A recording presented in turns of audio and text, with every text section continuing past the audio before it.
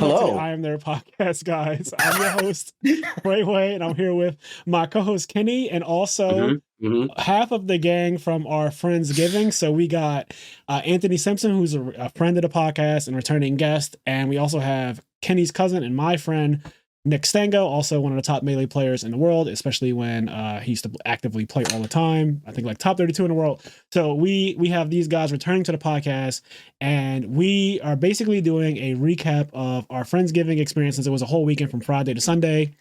Some people stay even longer than that, Kenny. And yeah, that's just okay. Hold on, since we're already fucking throwing out shade, fuck all the other intros. There was something we were talking about right before we hit recording, and I want to hear what's going on. So, go ahead, set the tone. So basically, Anthony was talking about how his husband Kevin. Just throw me under the bus. Go ahead. Look, I gotta tell the story accurately. His husband Kevin just started playing Fortnite, and I was like, "Oh God, he's gonna lose his life to that game." And Anthony was like, "No." Kevin just plays things for like a month or two, and then after that's done for him, he kind of moves on to the next thing. And I was like, "Oh, so he's like a Kenny." And then Kenny was like, "Whoa, what does that mean?" And then everyone started. Hold on. There was a bit of tone of shade thrown in. He's like a Kenny. It was kind of like it's exactly. I feel like Frazier was getting the Thanksgiving mood again. It's kind of something you would hear at Thanksgiving dinner. Someone says something really shady about you underneath their breath. That's how. Frazier was just like, "Oh, so it's like a Kenny." It was giving another year of another year without a girlfriend. Yep. Yeah, exactly. Like one of those. Everyone I feel like knows that's what we were feeling. Thanksgiving is the airing of grievances. Okay, it's the time when all your family comes around. You got that one drunk uncle who may or may not have touched one of your cousins. You got like the grandmom who's super religious and judges everybody in the corner. You got the bougie auntie and the really bougie uncle too, who may or may not have sugar in his tank. Like we all have a bunch of family members with all these different characteristics, and it's the time to just like talk shit, catch up on who's doing bad in school, who's pregnant, who may or may not be back with their baby daddy or whatever's going on. Like it's the airing of grievances, and honestly, I'm here for it. But even at Friendsgiving, I think that I do the shade. Look, okay. So what a Kenny is. Back in the day, now he's gotten a lot better, like all of us have in general with age. But back in the day, Kenny was the man with a million master plans. Like, that's true. He literally. I'm waiting to hear you explain how this has changed. But go ahead. Oh shit. So that's why I said he's gotten better. I didn't say that he's completely absolved from this status, but what Kenny used to do when we were much younger in our early 20s, and obviously earlier than that too, but I met him when he was 20 years old. So back then, if he had an idea, he'd go really, really fucking hard in that idea. And after like a month or two, he'd move on to something else. Maybe a little longer, sometimes a little less. But for example, when I met Kenny, he's really big into like breakdancing, and that was a big part of his life. And he even showed me a bunch of pictures of him doing that type of thing. And he was like, yeah, I'd go dancing. I b-boy, I do all this stuff. And then he moved on from that. And then it was like, okay, so now I'm really big into like Pokemon competitively, and I play Smoggin every day for like 6 hours a day. I work on my teams and I build all these different things. And he was really big into competitive Pokemon for like, again, a couple months. That he was done. This is a complete misunderstanding of events right here. Kenny was like, yo, I want to jump back into Yu-Gi-Oh! He bought a dragon deck off me in 2013, Dragon Rulers, and was like, yo, I want to get back into playing Yu-Gi-Oh! Like, dragons are the best deck. Dragons are my favorite archetype. I definitely want to play dragons. So he was like, fuck it, I'm going to go hard. I'm going to play Yu-Gi-Oh! Again. Bought the dragon deck off me. Never seen him at AU, not a single time. Anthony's loving this. He's lapping it up. I was about to say, the look on Kenny's face right now is like, no, because the next time I see y'all, it's on site. No. Here's the thing. Out of the 3 examples, one of those was accurate. The Yu-Gi-Oh! Example is hella accurate. Okay. I legit bought, and I spent too much money on that deck too. Yes. But I don't really mind because it was dragons and like you get I the like 3 Draco sacks. But no, I think I just had 1 Draco sack. I don't even think I don't anyway. I don't remember the exact. The Yu-Gi-Oh! Example is true, but the breakdance I was breakdancing since I was 15 years old. No, I know. I breakdanced from like 15 to like 22. And you've obviously played Pokemon all your life as well, but and I played competitive Pokemon for a lot since Generation 3. And the only reason why I stopped breakdancing is because I got a serious injury and I couldn't do it anymore. Well, listen. And Pokemon got bad. And the same thing is true when he had this one girlfriend who like we went out shopping to get clothes and everything, and like I remember this. Yup, he was dating this girl. I forget her name. It starts with an M, I think. Is that Yeah, let's not say her name. I'm not gonna say her name. I don't remember her name anyway. I remember it starts with an M, I think, but I could also be mistaken that for your sister's name. Anyway, that's her name. Her name is M. There was like a 2-month period where he was obsessed over this girl, and of course, like everything else in Kenny's life at the time, again, this is in the past, he just stopped caring, and that's just kind of what he does. Damn, I didn't realize they extended to people too. But he's a changed man now. Okay, I'll say this. What Fraser just described, it's most true for people. it's most true for people for me. He's like, saying, like, out of all the things, people is the thing that he gets tired of the most. Like the absolute most. Okay. Like I have my core friends that I've now known for years. You guys know them, right? It's it's the people that were at Thanksgiving basically, yes. And then a few people that couldn't make it because they were in Korea or whatever. But there's so many people where it's like, I'll be cool with you for a week. But literally the most bummiest person by the way. But that was shady in itself. That was one specific person. Look, man, I wanted him to be included. Oh, not included. I just wanted him to be included. But yeah, no, people, if I don't all the way like you, like, whew, man, it doesn't take long for you to just not get a call forever. Yeah. But he's changed now. He's not the same. He's not exactly the same anymore. You know, people last like 4 months now. So not if I don't like him like that.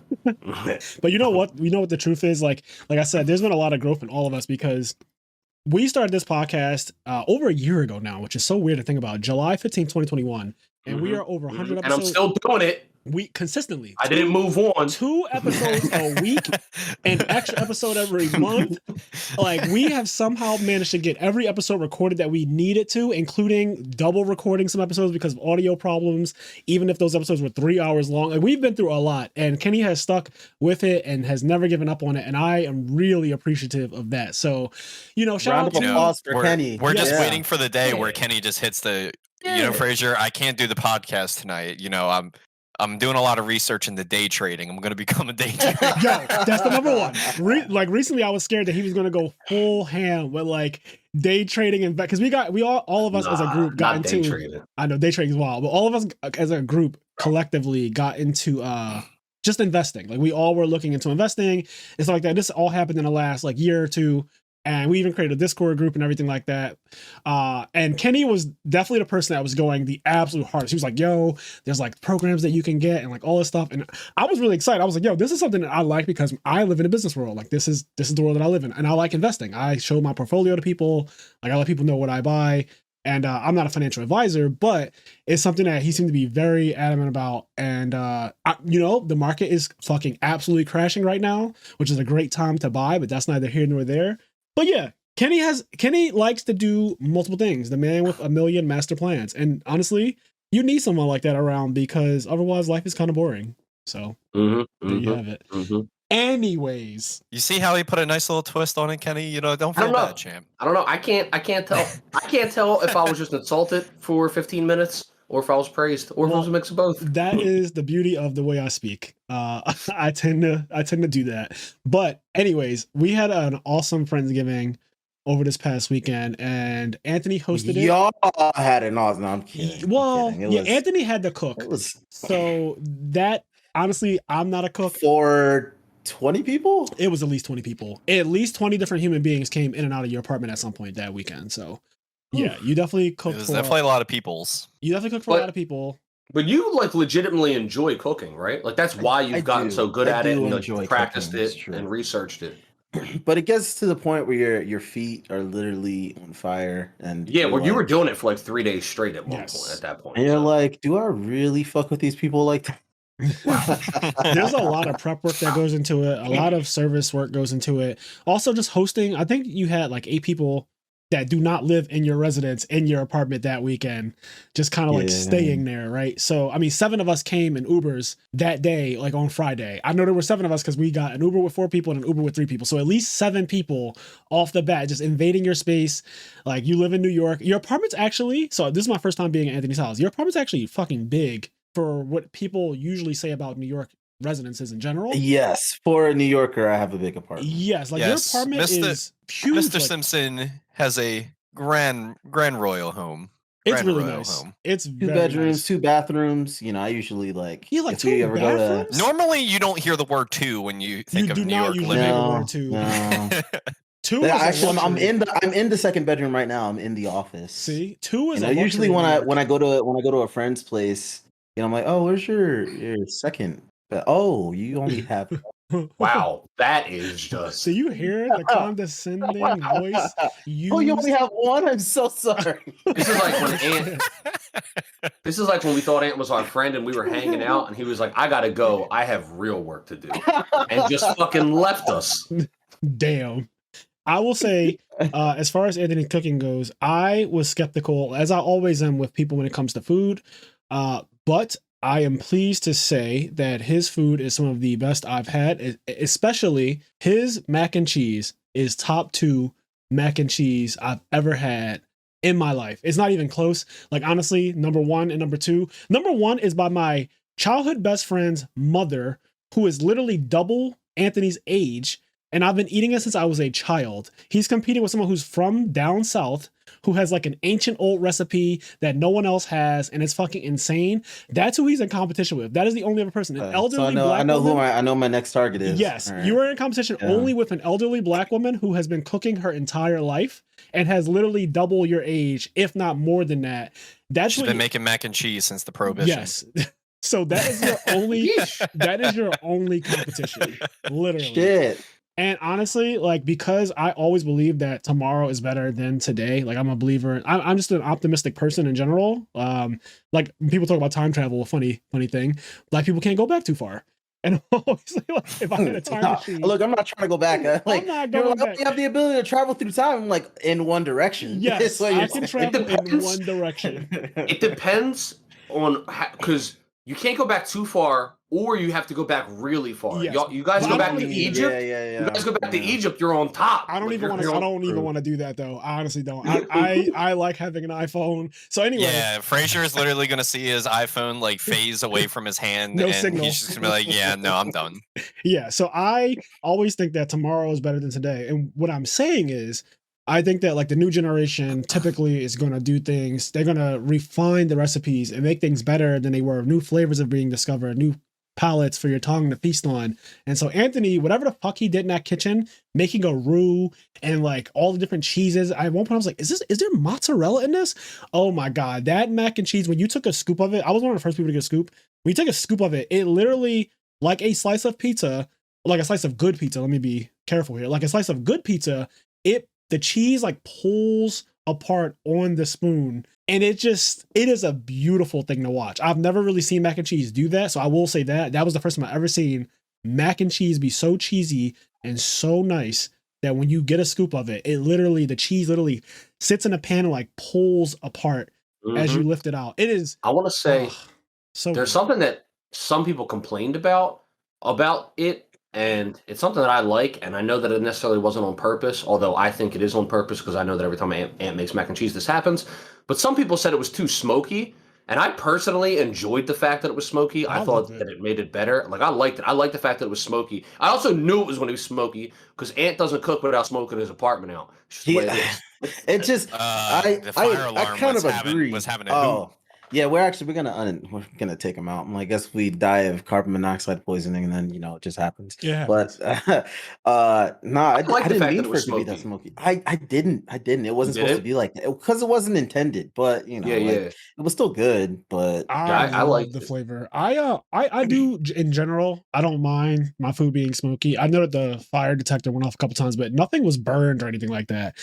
For people listening, like it was everything when we actually have a short video of like the entire table of food. Like when everything was set up, I took a video of it, and maybe I'll post it on Patreon as like a Patreon exclusive thing, like just a little clip. It's just literally a clip of our table, but you'll be able to see the 2+ pans of macaroni and cheese. There were 2 pans of his macaroni and cheese, and then there was a pan of like an Alfredo pasta that I honestly was super skeptical about that too, because someone else had brought that dish. But I just didn't know that everyone apparently could cook because it was fucking nuts too. So when I made my to-go plate, I had a container with just Anthony's mac and cheese, and then I had a container with just the other pasta, like Alfredo thing. Yeah, that second pasta was pretty good. Right now, they both sit in my freezer. I am waiting for the right moment, the right day, the right time to crack them open, pop them in a toaster oven, because I will never microwave such a delicious thing, and enjoy it all over again like it was the first time. And Fraser's treating it like a wedding cake. I love it. I can just make you some mac and cheese. You know, I understand, but listen, you put your heart and soul into that, and honestly, everyone ate all of their food. That's another thing that I can say. Like when I watch people emptying their plates, there was just nothing on it. Like literally bones from maybe a piece of like the chicken or something, but that is it. Like there was nothing on anyone's plate, so that is commendable in itself. And people love the desserts, which you spent time. Yo, there were so many desserts. There was a pumpkin pie, there was candied yams, there was 2 tres leches cakes. Yes. First time having that. That my friend Sarah, who made the brisket and also made that Alfredo pasta you guys are talking about. And shout out to her for being able to make all of that inside of a shelter, yo. Like, shout out. Boy, I was waiting for this. Yes. So do I tell a story? I was talking to Kevin about it earlier, and he was like, I can't believe that for about 3 hours tops, we had like a villain in our midst. We had like an enemy in our midst, in our home. Hatred was building. So should I tell a story then? I guess. Yes, I mean, I was waiting for the segue for this. This is right. This is like for me. This is like top 5, probably top. Honestly, it's the best experience of the whole thing for me. This is the best part of the trip. Okay, so let me just start off by saying, when we were in New York, we all had drinks, edibles, stuff like that, except Kenny's Kenny, but everybody else was pretty inebriated. Hey, Ant didn't get high either. That's true. Everyone else was pretty inebriated from the time we got there on Friday until the time we left, pretty much. So we all had a really good adult time. And one of the things that happened was Anthony has a friend named Sarah, very pleasant, lovely woman, very fun personality, very fun to be around. So she was there shortly after we got there, and she brought brisket, she brought tres leches cake, which I never had. That shit was hitting. I love it now. Like, I love moist desserts in general, so that for me is one of my favorite desserts already. It's something that I really want to try again and see if it always tastes like that good, because that one was really good. Anyways, on Friday when she came over, there was a point where she was like, all right, well, my shelter's about to close, so I need to hurry up and get back, so I'm out. And then she went to leave, and she had been there for like a good few hours before she said that. And when she said it, everyone who had been gaming and joking and talking, the room was just completely quiet. Now, I found out later this was a coincidence, but the room was completely quiet when she made that announcement that her shelter was about to close and that she had to hurry up and make it back before it got too late. So when she said that, I looked around the room, and like everybody is just not really reacting to it. Everyone's just kind of quiet. So I was like, oh God, like what the fuck is happening here? Why are there 7 people staying here and we're letting this person go who's homeless, like have to return to a shelter and then come back tomorrow when there are literally, there's definitely enough room for like to fit an 8th person. Like, you're not going to tell me that the threshold was like, oh my God, adding one more person would be too much. Like, so I was immediately annoyed. Let me add a little element to this, right? Okay, so me and Fraser, we had a good personal time. Like we had a edible gummy. We played some Yu-Gi-Oh. Yep. We dueled. Me and Fraser were set up, right? Everyone was fucking around, not ordering food. Me and Fraser looked at each other and we're like, we're getting food. Unfortunately, our food came after everyone ordered somehow. Yeah. Somehow we got our food second when we ordered like almost an hour and a half before them. Yes, but anyway, literally. Like me and Fraser were kind of like, hip to hip together in this, right? I was high on an edible. He was high on an edible. Yep. I heard her say the exact same thing, and I was like, oh my gosh, she's homeless. Yes. And then it fleeted like 5 seconds afterwards because I was like, oh, she meant something else. So whereas his fleeted, mine did not. When she said that she was going back to a shelter, I looked at Anthony, and Anthony was like, oh, well, like, let me go half on your Uber. So I was like, oh my God, you fucking monster. Like, I was so annoyed that he was allowing his so-called friend to have to return to his shelter on Thanksgiving Eve or like the day after Thanksgiving, or like Friendsgiving Eve, basically. He's gonna let her return to her shelter, and he's offering to pay half of her Uber to get back to her shelter. Yeah, I'll pay half for Uber, bitch. Now get my house. At the time, Anthony is fully playing Breath of the Wild and talking about how great the game is on his new huge TV in his beautiful New York apartment with 65 TV. Yeah, he's like, you've never seen somebody sit so comfortably on a couch. He's like, I've never seen someone so comfortable. He's like, I'm staring at the back of his bald head, and I am super annoyed. I'm like, yo, this is unfucking real to me. Like, I'm literally thinking to myself, and like Kevin, everything, everyone's just cool with this. Like, everyone's cool with this girl. Sarah's literally homeless, and she's gonna go. Like, she brought us food, and now she's leaving to get back in before a shelter closes. Because that's a real thing. Like, shelters, for people who don't know, you can't just come in a shelter. You can't just be like, oh, it's 4 a.m. I'm just gonna go back to the shelter or whatever. Like, it doesn't work like that. So they have their own kind of curfews and times when they close. So I know people who have been homeless and stuff like that. And it's a very unfortunate situation. So when she said that, and she said I have to hurry back before my shelter closes, I thought she was being serious. So I was judging Anthony, I was judging his husband Kevin, and I was honestly judging everybody else who had already known Sarah and didn't say anything, because I'm new here. This is my first time meeting her. It's my first time being at Anthony's place. So I was like, I wanted to speak up so bad, but I was like, it's probably not my place to just invite someone into his living quarters and be like, yo, like, can she stay? Like, I'll sleep, like, I'll sit in a chair and sleep. Like, I don't care. Like, she could have my sleeping space. So I thought about this for a good 3 hours go by, and I'm quiet. Like, I am pretty quiet after she leaves for like a good 2 to 3 hours. And then after a while, I just come out and say, like, so are we going to talk about the fact that like Sarah is homeless and had to leave, and like she didn't want to leave, clearly, because when Anthony offered to, so she was going to take the train, take the bus. She was going to take the bus home. She was going to take the bus home to our shelter. And Anthony was like, oh, I can like go half on Uber with you. And when he said that, she closed the door almost immediately and stood there as though like she didn't really want to leave, which I was reading her body language. And I was thinking like, yo, you can fucking tell that she doesn't actually want to leave and have to go back to her shelter. Like, why can't she stay? And Anthony's like, oh, I can go half, like, just do the split Uber thing. Like, click on it, you know how to do it. And I'm just looking at him like, wow. And he's playing Breath of the Wild and talking about how great the textures are and like all the mapping and like all and how it actually runs. Fraser's sitting there for 3 hours. He's just like, oh my god, like she has a Nintendo Switch. She probably has to fend it off every single night. Yes, so she had her own Nintendo Switch, and she also defend it every night.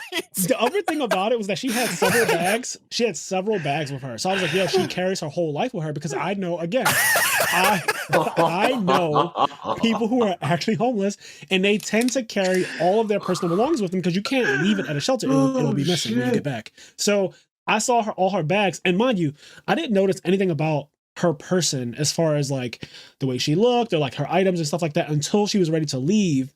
And I noticed that she had like 3 or 4 bags on her, and I was like, yo, she had a Switch too. So I was like, yo, she has to carry her Switch. She has to carry all her clothes and stuff like that. Like probably her toiletries, her, personal items, women personal items, stuff like that. So I was analyzing the whole situation. I created an entire life for this girl. Like I gave her a backstory, a future. I literally created an entire narrative for this girl that I literally met for less than like an hour. And I told myself that she was fully homeless and like needed a place to stay. She didn't really want to leave. And she's watching 7 people who all come from actual homes just sit there and play video games for 3 days straight as she goes back to a shelter and like with strangers and stuff. So I was really annoyed. And then I spoke up about it, and they were like, what the fuck? No. We all looked at him. We were like, what are you talking about? When I tell you Fraser was like, are we going to talk about the fact that Sarah's homeless? I was so confused. I was like, what? I was like, my initial thought was, how high are y'all? Like, because I was like, what the fuck? And he explained everything that he just did, and I'm just laughing the entire time because I was like, what the fuck? I'm like, yo, Fraser really fabricated his own reality for whatever he thought just happened. The reality of the situation is that our friend, she lives in New York, but she lives in like Long Island. So she wanted to smoke a brisket alongside the ham that I got and the turkey and the chicken that I got. And she was trying to figure out how she's going to do it because she didn't want to come late the next day. So she said, I can come bring the brisket and like bring all of the ingredients and stuff and then leave it at your place, and I can do it in the morning. And initially she was going to stay at my place, but all of all of the boys were there. Yes. And so I was like, oh, why don't you stay with our friend Alice? She lives like, deeper in Brooklyn. And she's like, oh, yeah. That's like a good idea. So when she said that she had to get back to her shelter, she was talking about our friend Alice, who was sheltering her that night.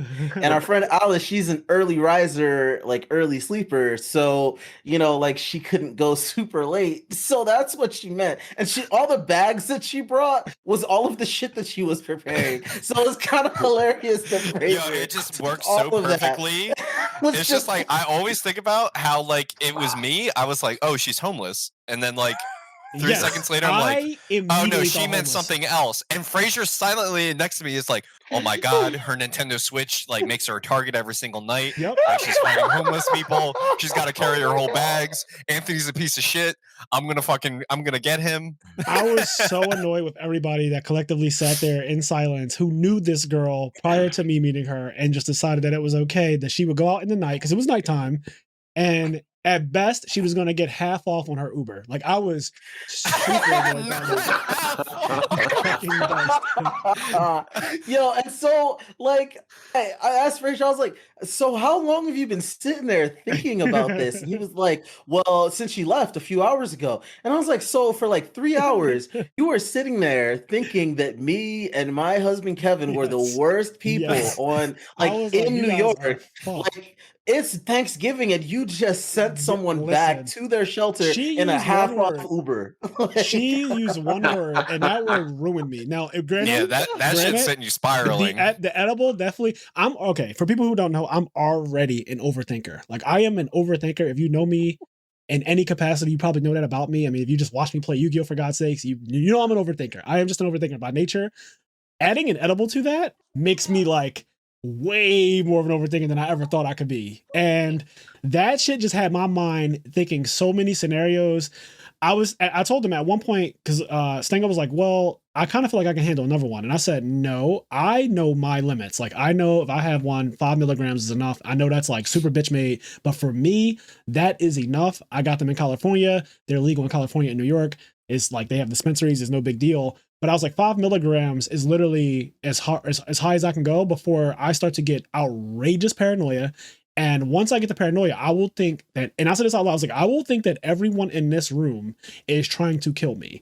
Like, I will think that all of you are conspiring to Shanquella Robinson me. Like, literally, if you don't know what that is, it's an unfortunate story that just happened like last month where some girl went on vacation to the Dominican Republic, I believe, with a group of her so-called friends. She ends up dying on the trip. They all come home a day early, bring her belongings to her parents' house, and say that she died of alcohol poisoning. Come to find out, there's been leaked footage of her getting into a physical altercation while she is completely naked with one of the girls on the trip who is her so-called friend. And now there is a full FBI investigation, and also the Mexican government, like the Dominican Republic government, one of them is involved in it as well because she died on their soil. But it's like a huge story that's making nationwide news, and it's like a big thing. So my mind, if I have another one, like more than just 5 milligrams, it will literally make me spiral. And I'll start looking at everybody like, oh God, when I go in the bathroom, when I come out, they're all going to be waiting to like shank me or some shit. So I know my limits, but you see what one did to me? One made me think that a girl who was completely not homeless. I just assumed she was completely fine. She was completely fine, living her best life. Literally didn't need me to make up any backstories for her whatsoever. Like, I completely developed an entire story. The anger that was brewing is just, it's so I was prepared to like literally go home and be like, all right, so if this is like the environment that I'm in, I'm good on this. Like, if this is Friendsgiving, like I'm good. I'm good on Friendsgiving with the quote fingers. My husband made the joke that he was like, yeah, Fraser would have left and it would have been a few months, and and I would have been like, hey, it's been a long time since Fraser and Kenny invited you back to the podcast. What's up with that? And he was like, yo, we should have Anthony on this. I'm like, yeah, he may not fit the vibe or anything like that. Let's have Sarah though, live from the shelter. So I apologized to her the next day I saw her, because of course they made me tell this story to her when she arrived. You had to. There was no way that was. We made it tell him to all of our friends. Yes, literally. They all thought it was hilarious. It was an awesome time. Yeah, it was great for them. I was mortified, obviously, finding out that I was completely wrong in my insane thoughts, which happens quite often, honestly. But like, I was completely wrong. And yeah, I had to tell the story to her, but she took it very well, thank God. So shout out to Sarah for being such an awesome person, and also for making that fantastic brisket and tres leches cake. Yeah, that shit was crack. Everything she did was honestly cracked. I think this is a perfect time to you're already talking about edibles, so this is a perfect time to transition to another highlight of the week. I was gonna say, Kenny, the transition I was gonna hit. I was gonna say, you were initially worried about me, but little did we know that I. Yeah. Little did you know, I knew. So he's been on the podcast before. He's not here today, probably because he's still recovering. And Cheyenne was also there with us this weekend. And I've hung out with Cheyenne a lot my whole life. And me and Cheyenne we've gone to New York a lot. There was one time we went there. There's evidence of this because it happened on stream. But he was drinking a little bit and like not that much. And he might have like smoked something. I don't remember. This was like a while ago though. But he got so like drunk and loopy and high. Like he was like, oh my God, I love you guys. And he's just like, he goes crazy, right? And so I know he's a lightweight. He can't really handle the stuff. So now going into this weekend, people are talking about edibles. Somebody's talking about bringing like 7 million milligram weed cookies. I don't know, nonsense, right? And Cheyenne's going and he wants to eat like, well, first Fraser offers him an edible, or he asks Fraser for one of his edibles. And so Fraser goes to give him one. It's a weak one, like he said. Yeah, and I go, Cheyenne, why don't you... little gummy from Kali. I go, Cheyenne, why don't you take a half? And then like, he just like eats the whole thing or whatever he does. Yeah. And then our friend Medina has these cookies. Now, Medina gets down. Yeah, so. Medina is like he's a self-proclaimed pothead at this point. Like that's not will not take offense to us saying that. Like he wake and bakes, he goes to sleep, he smokes. Like he smokes all the time. Wake and bake. Yeah, he gets down. So Medina knows like he can handle a lot, but he made his own actual desserts with like THC or whatever and infused. So he basically made infused chocolate chip cookies. And he offered me some and I was like, no, I'll pass. I took a tiny, the tiniest bit of a corner of one. And I was like, that's all. That like for me, I know I'm good because the first time I ever had an edible in my life, he made it and it sent me and my roommate at the time into oblivion. My roommate grew up. I was fine, but I was also like high key a non-functioning human. Like all of my abilities that I have when I play card games, because we were playing a card game at the time, all of those abilities go away. Like I become so like not even a casual level. I go below that. Like I'm a child. So I was like, I know my limits, and that's a great thing about like getting older in general. Like just knowing where you have to put your hand over top of your cup and say, that's enough. No more alcohol for me. No more of this for me. Whereas I feel like with Cheyenne, aka Majora, he doesn't know his limits yet, and he's also. For whatever reason, him and the guy who made the edibles, they weighed themselves. So Cheyenne is like 220 pounds or some shit like that. And which is literally 70 pounds more than I weigh.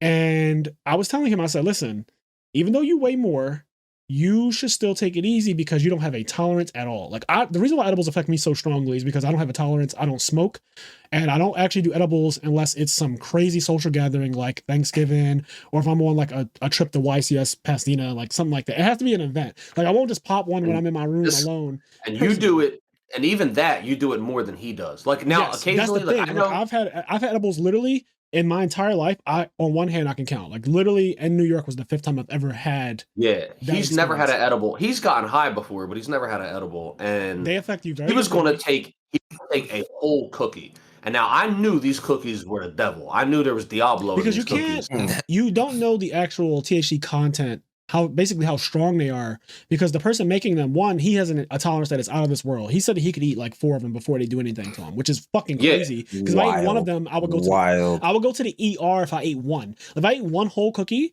I would literally have to be rushed to ER because I would have a panic attack. So for him to say he could eat 4 of them, his tolerance is through the roof. Whereas Cheyenne, someone who has no tolerance whatsoever, like literally 0, if he just took the 5 milligram like me, maybe a little piece of the cookie, he would have had a lot of fun. He'd be good. Like I had a lot of fun. Like I had a ton of fun, but he ended up going into oblivion because he didn't stop with just one gummy and a part of a cookie. Well, that's the thing. So at first he wanted to take a whole, and then I think you told him like do a half. Yes, and then I was like, if you're gonna do something, do a half. I was like, do a half of that. I was like, do a fourth. Yeah, because I did say do a fourth. Yeah, I was like, I knew these cookies. And that's what I made the joke that I said every time I say this is the amount to do, Kenny comes literally right behind me and says, do half of that. So I would say, do a gummy, and Kenny's like, you should do half of it. I say, do half of a cookie. Kenny says, do a fourth. Like literally every time I said something, Kenny would literally take whatever quantity I said and cut it in half. And I thought that shit was so funny. I know his tolerance is like not there for it. Like, I know his tolerance is in hell. He gets so anyway. Our cousin, my Stango, who's like once again 70 pounds lighter than Cheyenne. They take basically the same amount. They both take like half a cookie, and then a couple hours later, they're both like, we're not high at all. We're not feeling it. So they both take like another half of a cookie, and then by the end of the night, they ate a cookie and a half. They ate 3 halves of a cookie, and they were having fun. They were high. They were still saying they're not high, but you could tell they were high.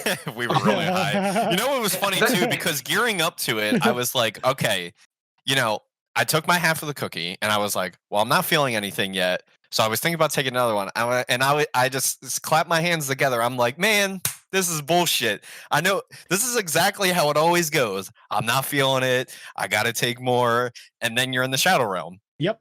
Not the fucking shadow realm. But then I was like, all right, I'm gonna actually give it an entire hour. Yes. And if I don't feel anything in an hour, then I will complete this cookie. I'm glad that you did that, because we couldn't have two. Honestly, if 2 people were like that, we might have got sent home. Like, and now I didn't know. I didn't know at all what was going on. We would have got sent home because showing our ass at somebody else's residence like that. I was just prep cooking the entire time. Cut to like 3 hours later, someone comes running out of my office, almost vomiting. So it wasn't even. It was more. It was more than 3 hours. It was because like they were there the whole night. They were eating. They eventually both ate the same amount of cookies, and then once again they were both fucked up. But as it continued, you could tell Cheyenne was more fucked up, and they took the same amount. Yes. They took the same amount, and Cheyenne weighs a lot more. The way edibles work in general is that they slowly take effect. So like they don't even do anything for the first hour or so. They hit strong too. But then when they do finally activate, what you get immediately is not all of it. Like you get the initial hit where you're like, oh shit, it just kicked in. But then it progressively gets more intense depending on how much you took. So at first he was having a grand old time. Like he said it felt like his whole body was warm and like he was having an orgasm through his whole body. So Cheyenne actually just joined the call. Cheyenne, do you want to jump in? First, I wanted to say. Oh wait, hold on. You're super low. Yeah, you're like, I gotta. My bad. I gotta fucking. I had a whole bunch of computer issues. Tell me when I'm good. Yeah, you said I'll turn you up to 180. I gotta find you. Like completely fucked up. Like my computer. I'm having a lot of computer issues. I gotta figure out how to even get to your thing to turn you up because it's not showing for me. Huh? Kenny, if you go in the call, you can right click like on his icon. No. Oh my god. So, okay, first of all, listen, I just assume you're a little too old. Like, you're like an elderly man. I gotta help you. Not at all. Yes. Hey, just really quickly, I joined, and the first thing I saw was Frazier in the card. I thought it said he was in the Ass Dweller. No, I'm in Abyss Dweller. But if you remove literally 2 letters from it, you can get to the reach you just got to. And I hope your back doesn't hurt from that reach. He saw what he wanted to. No, I didn't want to reach. I just wanted to. You just wanted to say Ass Dweller. I legit no. I swear on my life, I thought it said Ass Dweller. You came in just to say Ass Dweller. No. All right. So, but yeah, like just the throw in, like dude, like so. We were watching the Ari Shaffir special. Yes. And another thing, say when you're like inebriated, right? Your visual range is how far you can see, and then it's a fog of war. It's just you can't see like so. In my mind, this is everybody that was there: Frazier, Kenny, and Stango. I don't remember anyone else. Wow. I don't remember anyone else. You have a very different experience. So I will tell a bit of it from my perspective and also the perspective of Kenny and Stango, because we all pretty much had the same experience. There was a point where you were having literally a grand old time, and oh man, everything was going great. You were living your best life, and you were like, "Oh, I'll just have more," and you would just go back to the counter, grab the cookies, and you would eat more of the cookies. And me and Stango were dueling. We were having fun. At some point, Dueling. At some point, you started actually dancing and trying to walk in a straight line as though an officer told you to walk in a straight line. Kenny started. He kicked it off first. He asked me, and I was like, "I'm fine." No, and the frame, I wanted it in, I knew I couldn't do it. The frame that I tried. You were sitting down. You didn't realize how high you were yet because you were sitting down for an hour. And then you go to this is an hour, like this is like 5 hours after you had the cookie or whatever it was. You go to, and now you've had like more of the cookie. You've been sitting for like an hour and a half. You go to stand up and you're like, whoa. And then you go to do the straight line walk. It's the frame that I try to step in straight. I immediately stumble. I'm like, if I was on the side of the road, I got pulled out of my car and I did that, I'd be like, fuck, I'm going to jail. There it goes. Like, who do you want on the road? Who do you want on the road? Me or Stango? You know Neither. But if I have to pick Stango, because I would ride in a car with that Stango now compared to like the idea of what I was. You were terrifying. Let me just say this. I saw you two from World War I. I saw you two try to walk a straight line, and I immediately decided that I wasn't even going to attempt it because I didn't want to embarrass myself. I didn't feel.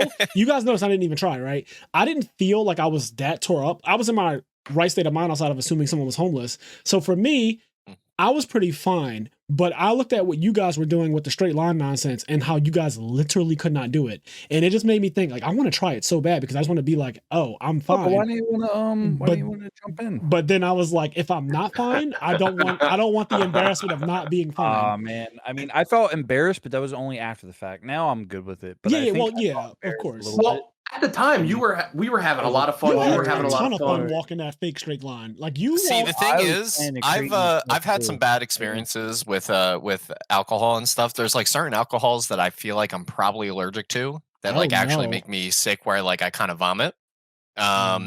Wait, alcohol, young man, how old are you? Old enough. Everyone's of age. When that happened, there's a certain look and feel that like I can feel within my body. I'm like, oh, I know this is going south. So I'm already prepping. Like I'm already ready to go to my path to the bathroom is set. I'm like, if the bathroom comes, like I got the straight shot to it. Right. At one point during the night, I looked over at Cheyenne, and there was a telltale sign. I'm like, well, things are about to go wrong real quick. I saw a palm resting on a belly. And it wasn't a relaxed palm. It was a palm of concern. There was a palm of concern on that belly. Cheyenne finally went to go just sit down. Yes, we were sitting. No. It's not like you told him to sit down. Like it was after he did the dance thing. Yep. He sat back down. Dance. I don't remember this. Like you did do a dance. You fully did a dance. I remember doing the walk, and I remember. Kenny, the walk turned into you dancing. It turned into a dance. You started dancing. Yes. Yeah. I remember saying though, it's burned in my mind because I did think it was really fun. I was just like, Cookie. You definitely started saying Cookie like I said it like person. Did I say it like that or no? You kind of just said it like a child. You were like Cookie. Cookie.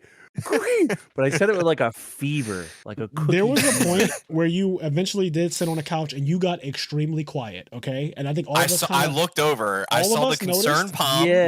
All of us noticed that you were no longer active as a human being. Now, what I think happened is that you danced a lot, you worked your blood pressure up real high. The fucking edible accelerated itself and was like, okay, I'm going to take effect right now because of all the dancing and nonsense you were doing. Well, that's not the effect. If the dancing is in effect, what is right now then? Because that's already, I don't remember the dance at all.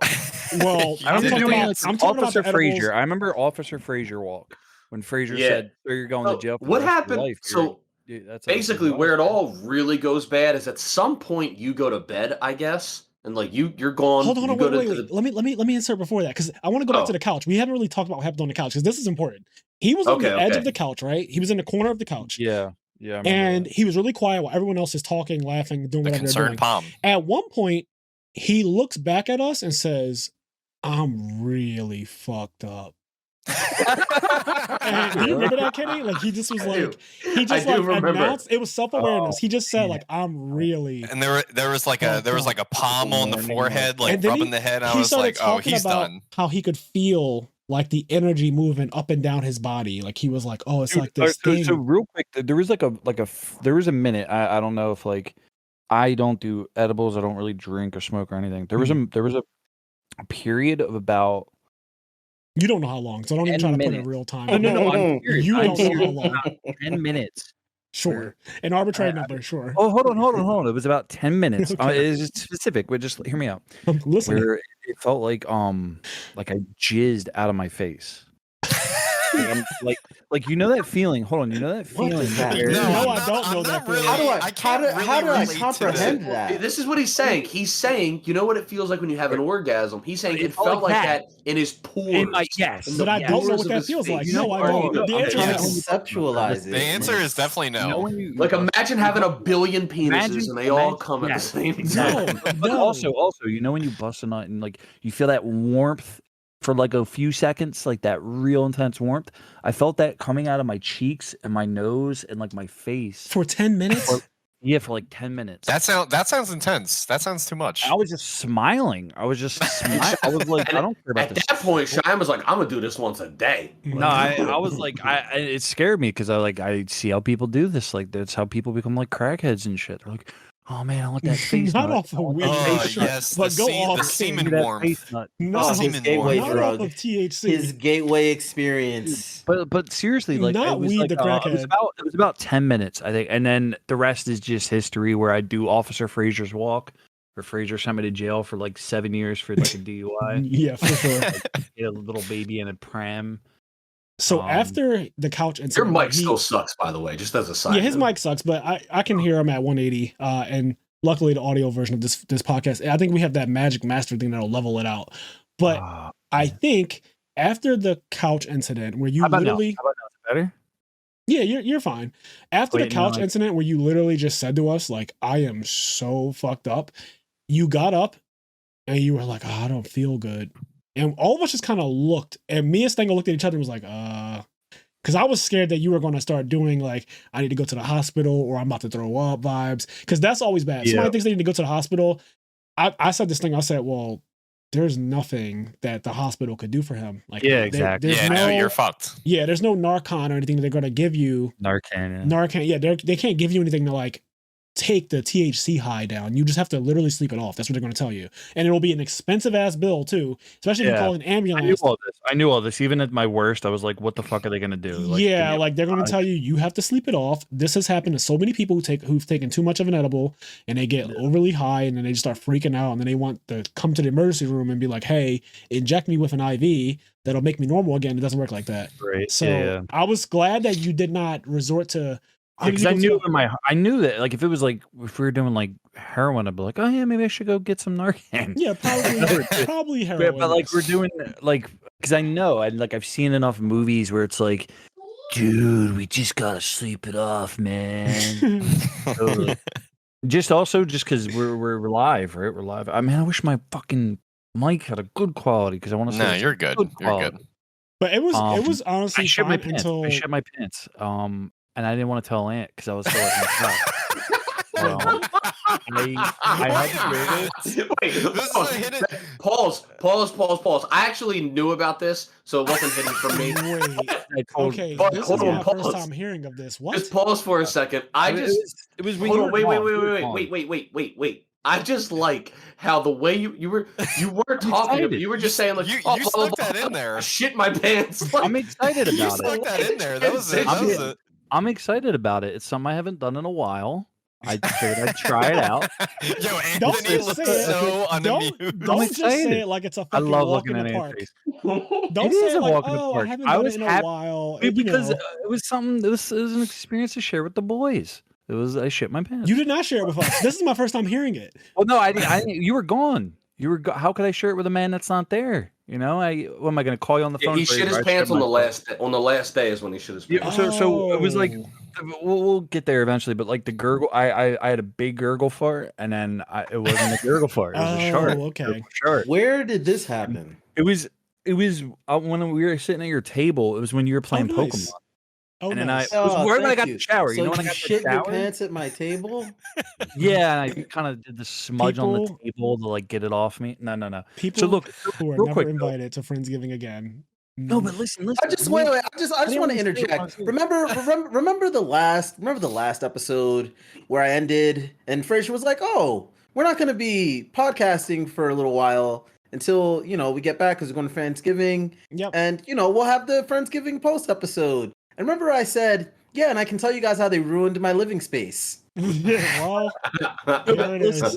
The reason it happened is because of what happened with that cookie. That was a crazy cookie. Makes you shit yourself. I don't think it does. I don't think it does. Other people took in that cookie. And let me see, Stangle, did you shit yourself? Frazier, did you shit yourself? No, I also didn't have it in the cookie really, but no. I got the good cookie. Anthony, let me just ask you a question. I feel like there's a misunderstanding of why you're upset here. Are you just upset that Cheyenne shit in your house? Shit in your living room before you bed? Can I give a little bit of context about me shitting myself too? Okay, the context will please continue. Do not listen. All right, this is what happened. It was like a big gurgle fart. I was like, oh, and then a little bit of shit touch cloth. It was like, and then I went into the bathroom. Right, I cleaned everything up. I like thoroughly cleaned. But the toilet, dude. So. It looked like like a baby shit of green. It was like green water. Oh my god! Trigger warning. Water. I guess it's way late. Trigger warning. Just skip ahead. Skip ahead like 7 minutes at this point. I don't even know where this is. This is my first time hearing about this. Smelled like weed. My vomit was like. It was like my vomit smelled like pure weed, and like that you could tell whatever that was in the toilet. It was just pure green, like not a. It looked like a smoothie. It was just okay. All right, water. All right. Enough. Yeah. It was crazy. This is why I didn't know about this. This is insane. But you don't need any more edible cookies for the remaining. Oh no, never. And especially not at Anthony's house. That's. Well, yeah. Now that especially now that you sharded at my table. Thank you. No, it was like everything was handled. I was thinking about. I didn't want to let you guys know at the moment because I knew Ant would be like, God. Did you use the washing machine to clean your clean and stuff? No, because then that would be like, why are you? Because then I would have been like, why is you are using the washing machine? You'd be like, why are you? I thoroughly like wash them in the tub. Okay, all right. And it wasn't that much. It was just like, but it was enough that I could say I shit my pants. I love that you were like, I don't want to tell Ant in the moment, and instead you choose to tell me in this moment. We're all having fun. This is the wildest time to find out that your friend It wasn't your table. It wasn't fun time mode at that time. Was it a fun time? It's fun time now. He didn't want to sour your Pokemon because, by the way, Ant spent at least 36 hours murdering Chanseys. Like murdering. So this is a great opportunity to transition into something else I want to talk about. That was pretty big part of the weekend, Pokemon, because Pokemon just came out pretty much, and you guys all had Switches and were like playing Pokemon over the weekend. Well, Cheyenne had a what's it called, Steam Deck. Steam Deck. And you were showing me that God of War 2018 actually runs on that machine, which is really cool. That is a portable game now because of the Steam Deck. But then everyone else had a Switch and they were playing Pokemon. And that was a pretty big part of the weekend. Like Pokemon was on a TV at least 40% of the time that I was at Anthony's house for 3 days. A lot of Pokemon. And there's a lot of conversation going on about Pokemon in the world right now because a lot of people consider it to be simultaneously the best and the worst Pokemon game at the same time. Wow. As people know, there's a lot of performance issues with the game. It has a lot of weird glitches and things like that. It crashes and all that stuff. But at the same time, it has a co-op experience unlike any other Pokemon game. And it's also open world.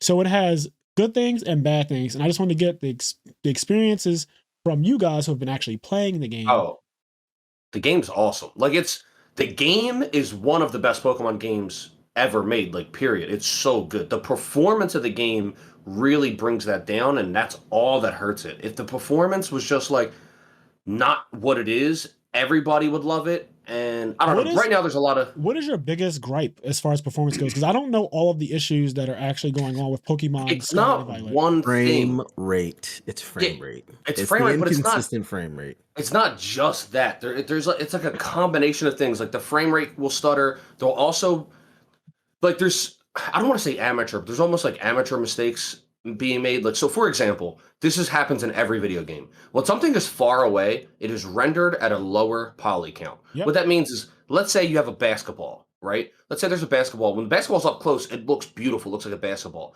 When it's far away, though, it's actually like a fucking rock. Like, it's all rugged, but you can't tell.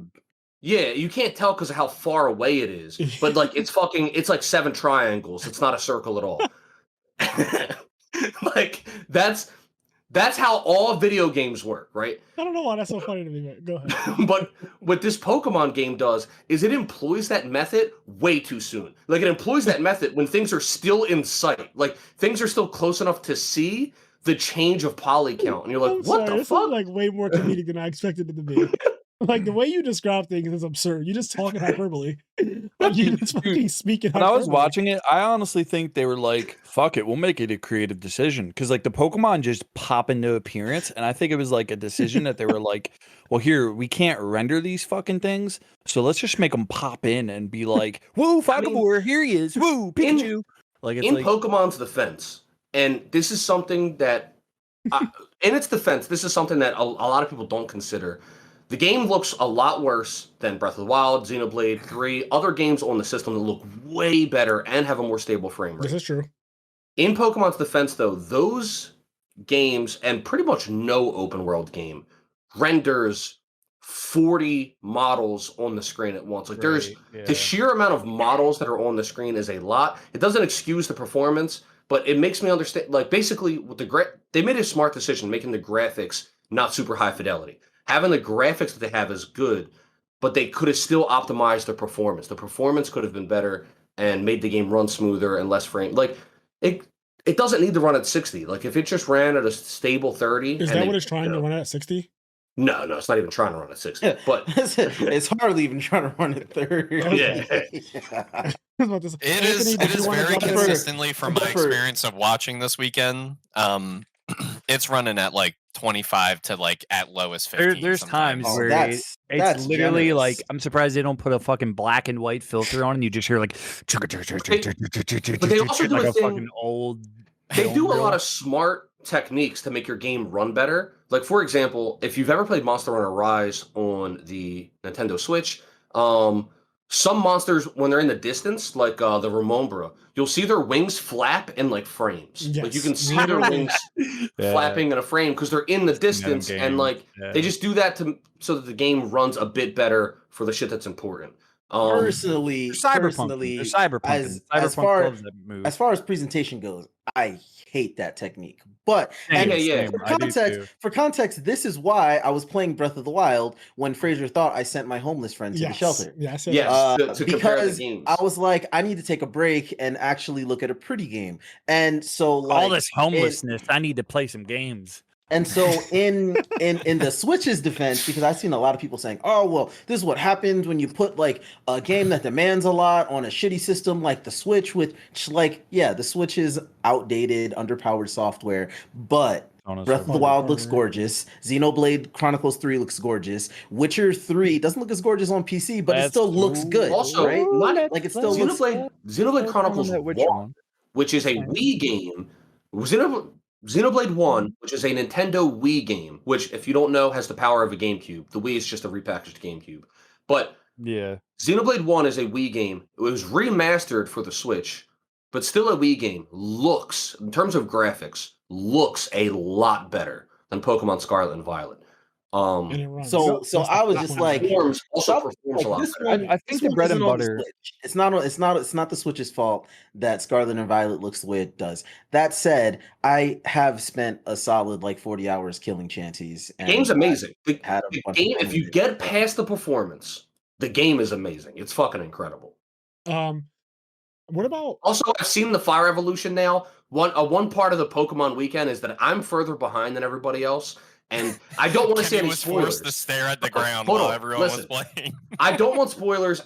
I understand that the whole community just spoils the game for themselves. Like, before Pokemon came out, everybody looked up what all of the fucking Pokemon look like and all the evolutions.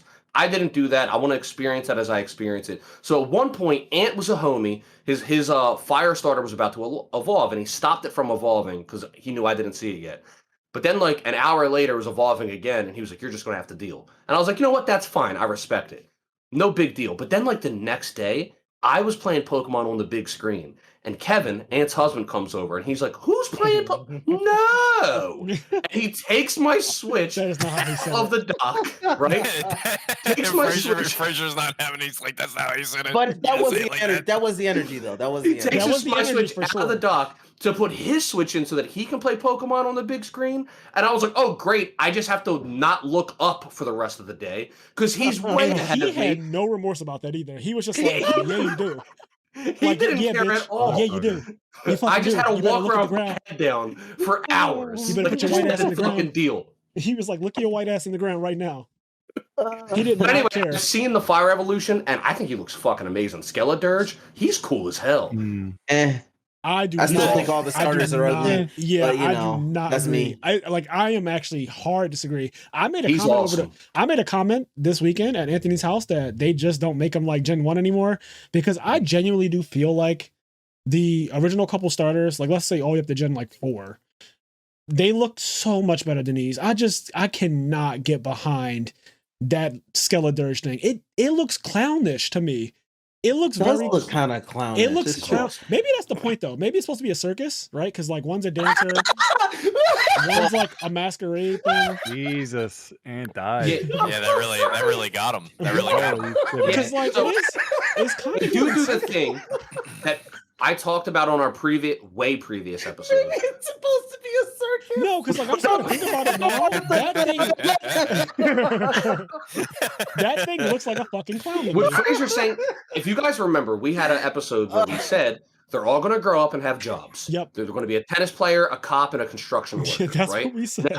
They all run a circus. It's not the jobs they got, but this is so. Even though I do like the way Skeledirge looks, because he, for the most part, just looks like a crocodile with like a skeleton head or whatever. But they still do the job thing, which I find annoying. One's a singer. Skeledirge is a singer. Is the it water really? one's What? yeah, it's a singer. Whatever. It's like signature move. It doesn't matter. It's a singer. Wait, the other one. No, hold on. Because Dirge, you're right. Dirge of Cerberus, like Stingy and Dirge, that is music for sure. So you are correct. I didn't think about that, but what move does it have that's a musical move? Its signature move is called, I forget what it's called, but basically what it creates like a microphone out of fire, and then it like sings in the microphone and then like shoots like Okay. a fire music note Oh, at that's you. cool. It's pretty cool. But So they really are okay. yeah, it's a singer, a dancer, and then like the masquerade person. And Well, they are a circus. Yeah, Yeah, they're all clowns. So Fraser was So- right. Yeah, yeah, it's cool. And you're the but- ringleader. yes. And I think even that attack is cool. That singing fire attack is Yeah. cool. But I'm still just tired of them all having jobs. It's better than the last game where the one's blatantly a soccer player and he's wearing soccer shorts. Like it's fucking Yeah. ridiculous.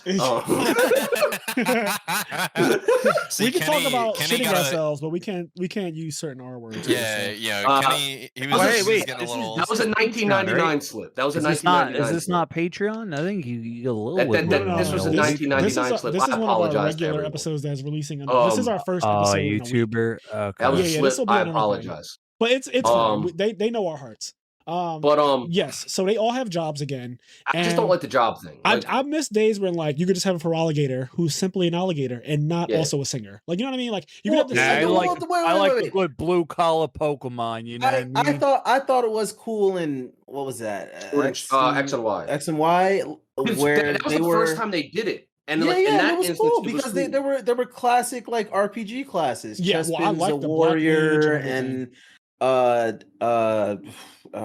It's a mage, a warrior, and a rogue. Delphox? Is it Del? Yeah, and Greninja's a rogue. Yeah, exactly. Yeah, that Like shit I was thought that fire. was great. Also, Chespin's a fucking cutie, and Chestnut is a badass. So I was like, yeah, I'm here for the grass starter. This at least like every generation, there's one starter that like I feel either the starter, like their pre-evolve form, or their like super evolve form.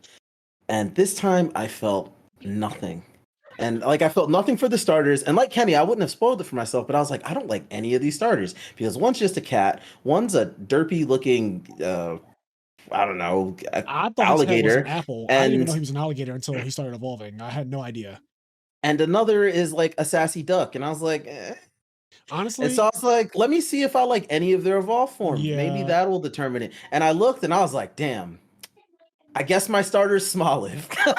So the thing, because I don't actually play this Pokemon game, and I'll be honest, I don't know what I would choose for my starter because I am not attached to either of these by looking at them in their starter form and especially their last forms. I think the cat, if I had to choose one, I've never chosen a grass starter in my life, but if I had to choose one for the first time ever, it would be the grass starter. I can tell that's probably the most picked one. The grass starter is probably the most inoffensive one, and the most offensive one is definitely the water. Yes, like by the final. Oh my! By the final, I was like, there is no way. I was just like, there is no way. Doing a dance the entire battle too. It's like doing a foot. It's got like sassy. It's got sassy hips, and it's just not. The hips don't lie. Sassy in the right way. For Pokemon, it's just getting a little weird.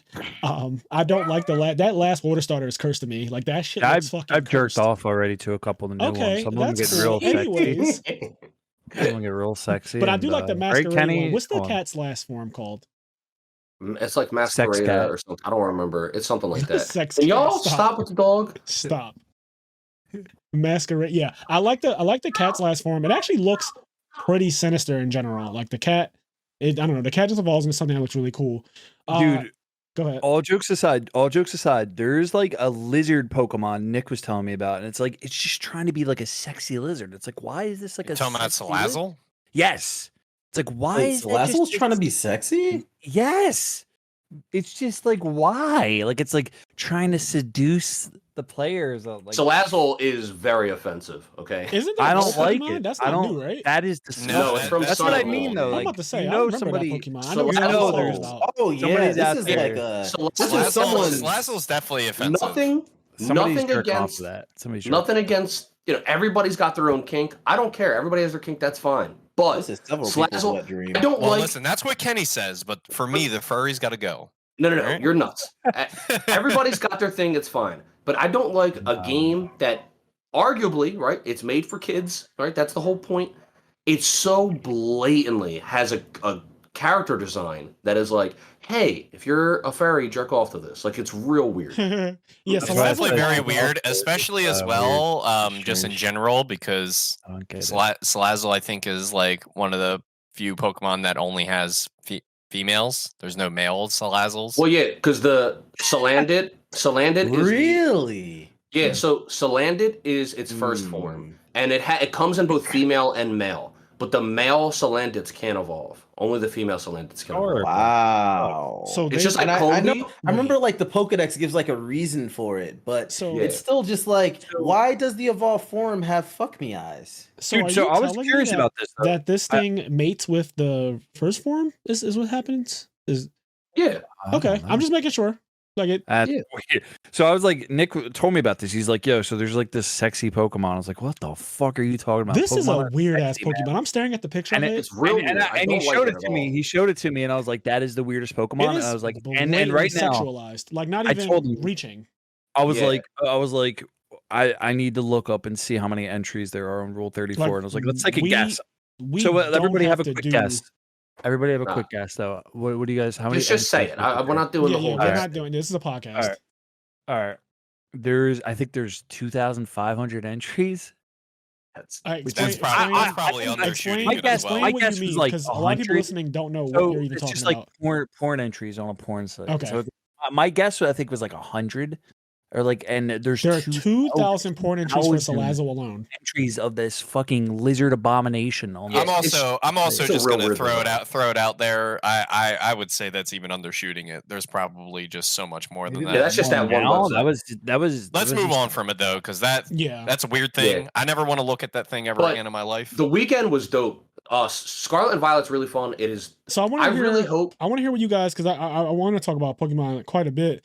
I do want to hear what you guys like about it, and like what do you think about the new mechanic, terrestrialize or whatever it's called. And honestly, the game, it's like, if we're just talking about the game, ignoring the performance, I like just about every aspect of the game. Terrestrialize is the new gimmick. I never liked the new gimmick. Like, I don't like Z moves, I don't like Dynamax. Terrestrialize is the most fair, and it's the best gimmick they've come out with since Mega Evolution. But even I still don't like it. You just wish it but didn't exist. they've done cool things with it though. Like the gym leaders use it in an interesting way, but overall, it's whatever. But the game as a whole is awesome. I love that there's like multiple storylines to go through. The story is actually surprisingly good in areas, especially the Titan story. But yeah, there's like 3 different storylines that you can follow. A lot of really cool shit to do. You can go anywhere. There's a lot to explore, and there's cool shit to find when you explore. Like you go into a cave, and like you go up the cave, and you're going through, and there's like gabites and gibbles and shit, and then you get to the top of the cave, and all of a sudden there's like a fucking terastallized Garchomp, and you're like, holy shit! And then it's like level 76, and you're like, Damn. what the fuck? And you're like, Yeah, wow, actually, I went that through shit is awesome. cave. That feels good. Like when that happens. That's the important thing to capture in open world games, because I think that's the main thing of why people like games like Grand Theft Auto, for example, so much, is like the open world feels full. It's not just like you're running around like just this big open vast world. And it's just like you can drive here, you can look at that, and there's no interaction with the world itself. Right. Pokemon's always been a little open worldy, but this one, when you add that 3D element to it, you add like a height dynamic that the old games don't capture. Like it's just running top, bottom. It's also left, just right. it's not barred by anything, because the old games like they were open at the end when you could go everywhere. But prior to that, like it was very linear. Like you kind of had to like get through town to town, do the gym. But now you get past the Snorlax part. Yeah. When I was watching the game, I was just like, wow, it's like I imagined the open world would be like very low effort, but there was a lot to it. It was cool to watch. There was a part where that cave that Kenny was talking about. Now, mind you, when I played this game, when I started, I got like 2 badges, and then I stopped doing any progression and just advanced. Or just like explored the world without advancing. And when I got to that cave that Kenny was talking about, I didn't have the high jump, I didn't have the wall crawl. I had practically nothing in my tool set except for being able to jump backwards up slopes. And somehow so you were not I'm so happy I showed that to you guys. Somehow I entered at the bottom of that cave and back jumped my way to the top. And I honestly don't know how I did it. But it was an experience in and of itself, and by the time Kenny and my husband were like, "You were definitely not supposed to do that like that," and I was like, "Well, I was trying to get to the city, so." I do like an open world games. You made an experience of your own. Yeah. I like an open world games, and honestly, in games in general, where you discover something earlier than you're supposed to. Now, not literally by like doing a mechanic that you're not supposed to, but when the game allows you to go somewhere, but you have no business being there, and you get wiped out for going there, and you get like a quick game over screen, and you just restart. You're like, okay, I won't go there anymore. Right. What's cool is that even without exploiting like the backwards jump mechanic, you can go places you're not supposed to go. Like the northern part of the map, there's nothing stopping you from going there. Like you can just follow the pathing of the world, and get to the northern part of the map. And if you go there, like you're gonna be there's level 40s, there's level 50s, and like they'll just fucking kill you. I didn't know it went up to 70. Like most games, that at least the games that I've played fucking decades ago, like the highest it would ever max out was like maybe like 60, maybe. Oh, 50? I just caught, and what's really cool is they don't listen to you. So like I caught it was very hard, but I caught like a level 75 Lucario like earlier today. Oh my god! And it was like my Pokemon are level 40. It was very hard. There was a lot of like abusing his moveset and using moves that were immune to it, etc., and putting it to sleep. But I was able to like pull it off, and I caught the level 75 Lucario. But what's awesome is that he just doesn't listen to me. Like until I have all 8 badges, that Pokemon will never listen to anything I say. What I will say is that there has been instances where Pokemon at really high levels in caves and stuff like that is a normal Pokemon thing, because Mewtwo was in a cave at level 70. And that predates every Pokemon game, basically. So there's a precedent for having a strong ass, unreasonable Pokemon just chilling in a cave somewhere, and you are not supposed to encounter. Yeah, that level 70 Mewtwo shit. I'll never just waiting for you to pull up. I know, man. It's also just not unheard of, because if you play Xenoblade Chronicles, like when you go into the world, like in Xenoblade Chronicles 1, the first time the world really opens up and you get to Guar Plains. There's like, I remember I was walking around, and then like there was something that was like, what's the level of that thing? And it was like 86. And I was like, oh, Okay. And I just turned around. Yeah. And I went the other way. I was like, that is not something I'm gonna take one on of the funniest things I saw on the Critical Hit Plus stream, where Anthony and Kenny stream at. Kenny was playing Xenoblade Chronicles 3, and he was just roaming around on this beach area, and this big ass adamantoise like thing, this fucking huge dinosaur-esque monster, he gets into a battle with it, and I don't think at the time he knew exactly how powerful it was or whatever, but he gets into the battle with it, and like maybe you attacked it and it said like 1 or some shit, but I remember specifically this part.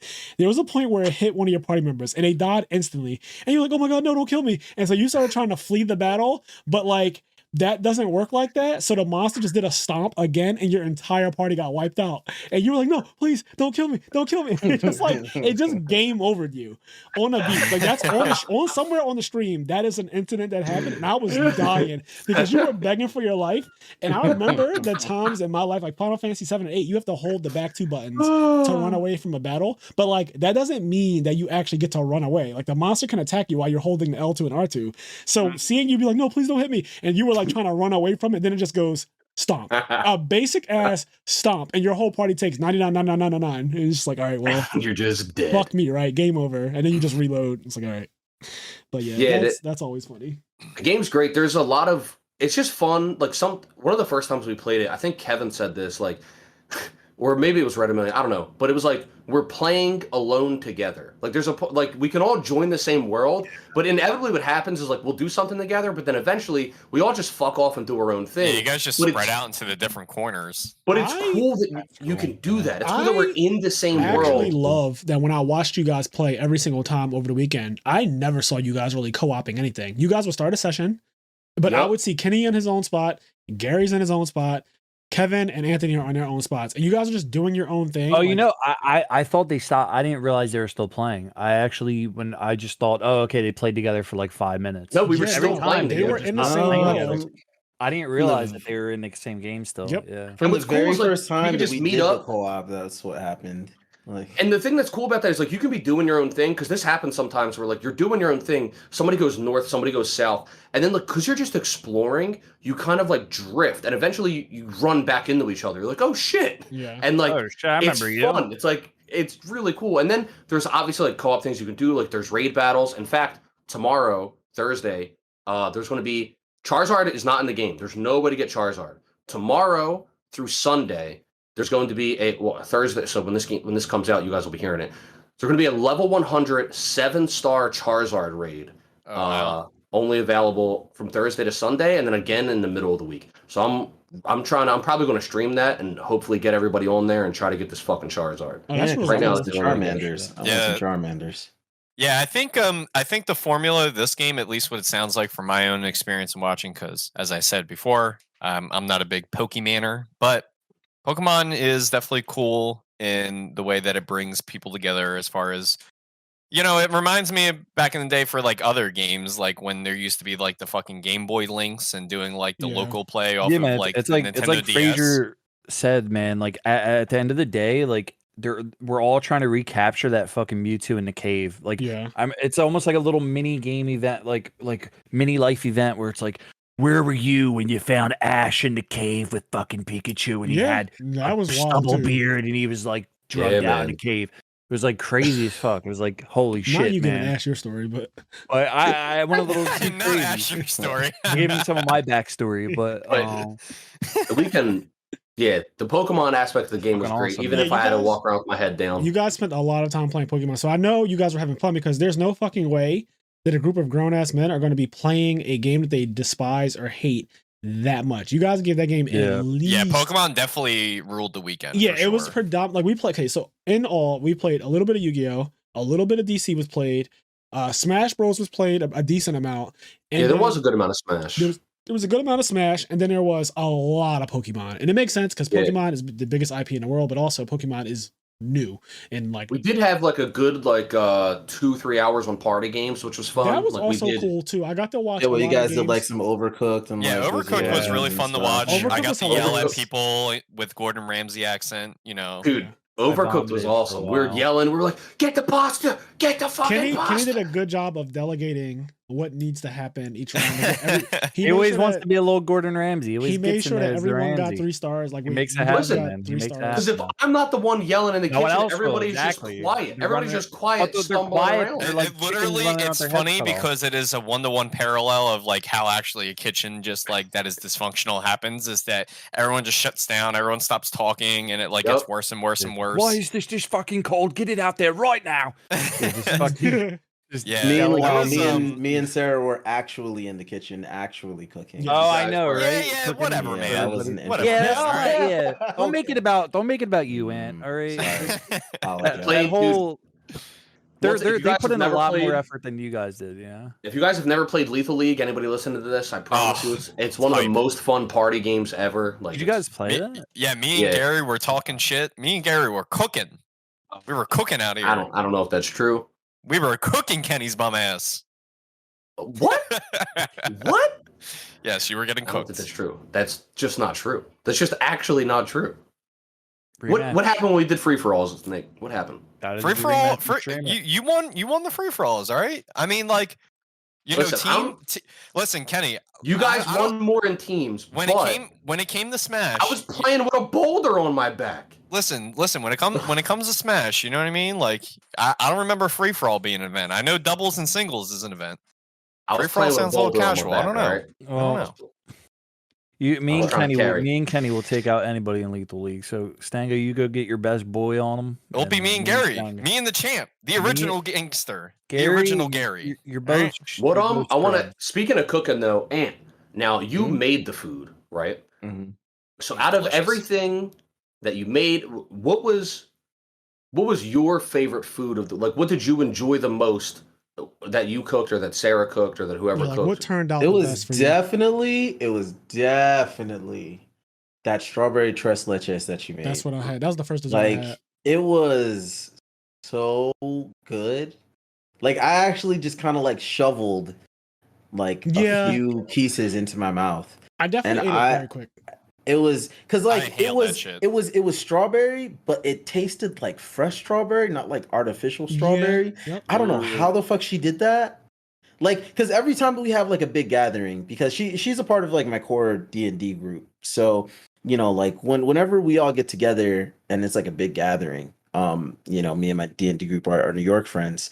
Like she will like at least once every other month bring like a tres leches cake, and it's always good. And she's always like, oh, but I fucked this up this time, and oh, it didn't do this as great this time. And I was like, Sarah, shut up, it's delicious. It hits every time. Like the best tres leches I've ever had. And she's like, so she made like the strawberry flavored real quick. You know what that's like? That's like when you play a game with somebody and they fucking kick your, like they cook you, they destroy you, and then like you're getting destroyed, and they're like, oh man, like I messed that up, and it's like, can you relax? You're like, shut up. You don't get any better. Yeah. Oh, I know that. Yeah. She made a strawberry one this time, and it was like, it tasted like fresh strawberry somehow, and I don't know how she did it, but it was like, it was very good.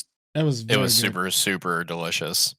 That was probably the apple pie. I was about to say, what about the things that you made? Yeah, the apple pie was fucking the fact it looked it looked crazy when it was sitting in the windowsill behind me. I couldn't believe what I was looking at. On Patreon as well. I have pictures on. I'm gonna post a lot of pictures on. Well, not a lot, but I'll post some content of our Friendsgiving. I'm genuinely going to do that after this, but I'm going to post some of the content of our Friendsgiving on the Patreon so you guys can see it.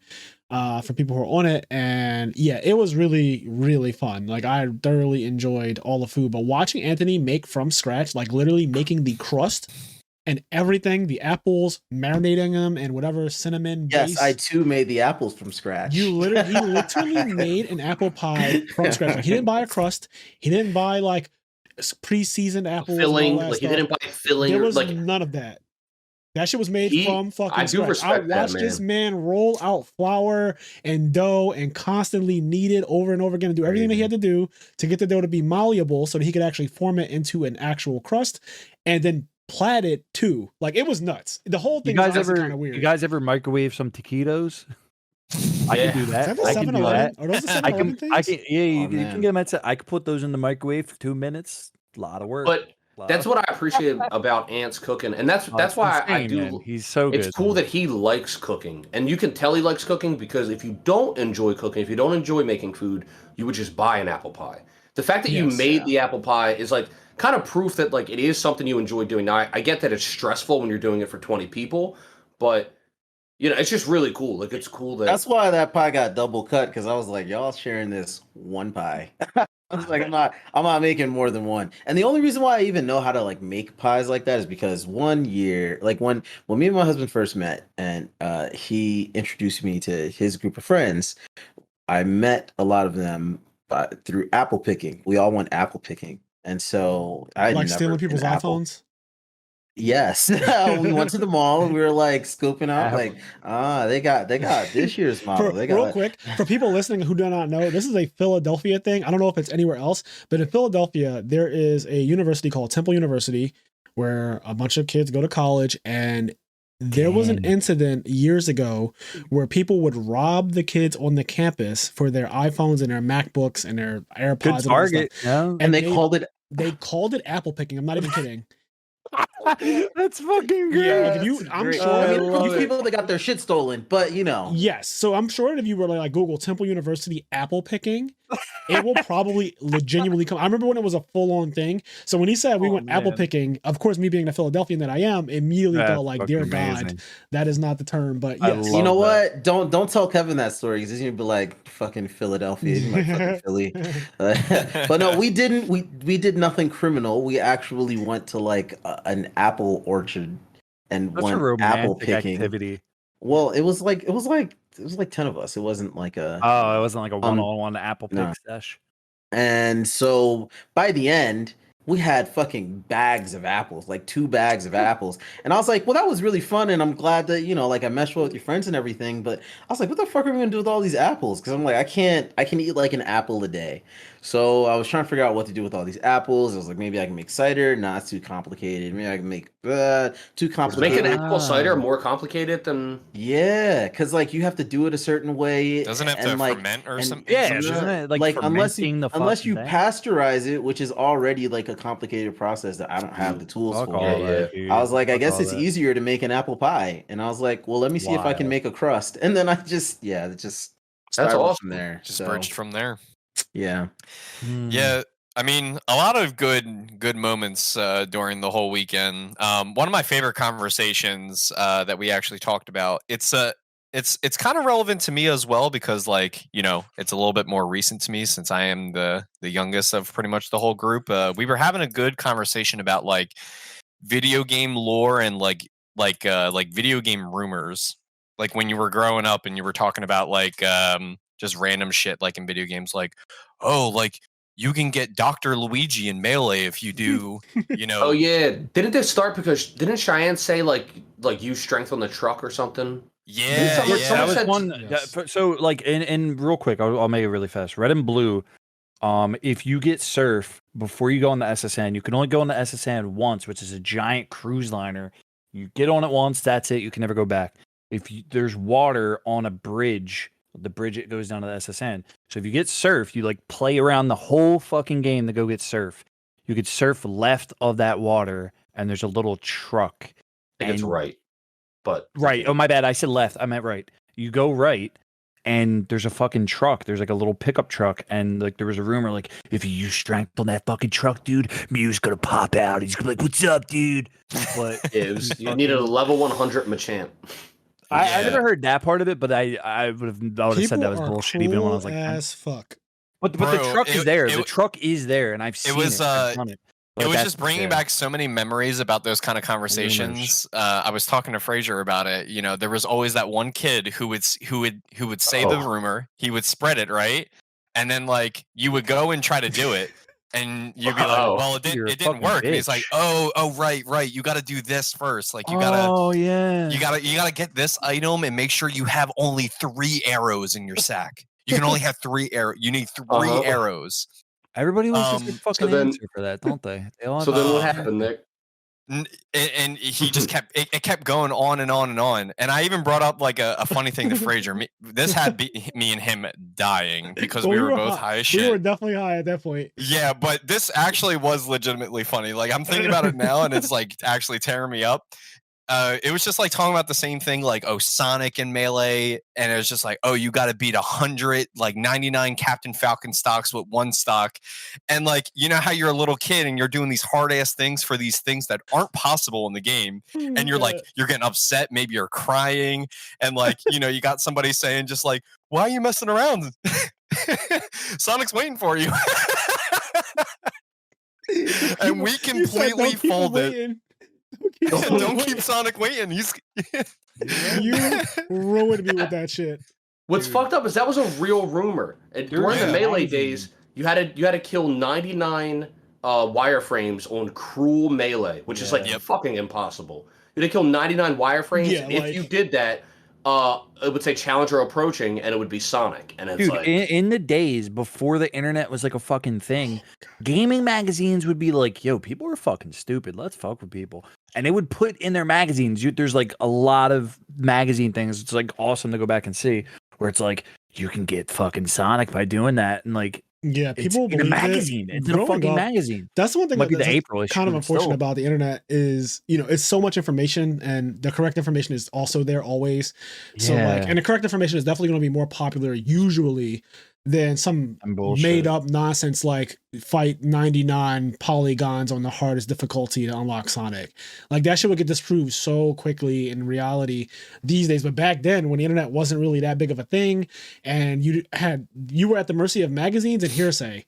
So yeah, man. Anything was possible. Like anything was possible. There's such a significant lore about those time areas because you have like so many things that are so easily disproven nowadays. Like first off, like people literally just hack games now. They literally just hack games. Yeah, they just data mine the files. games. They just data mine games, and they literally just get the like, answers. Sonic is not in the game. Period. Like he is officially not in the game. So if he's in the game at any later point, he got created and put into the game, but he is not in the game right now.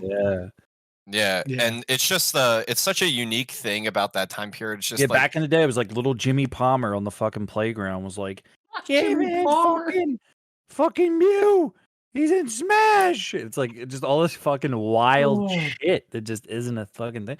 Like I miss that. Like I think the games that really capture that feeling well is Majora's Mask.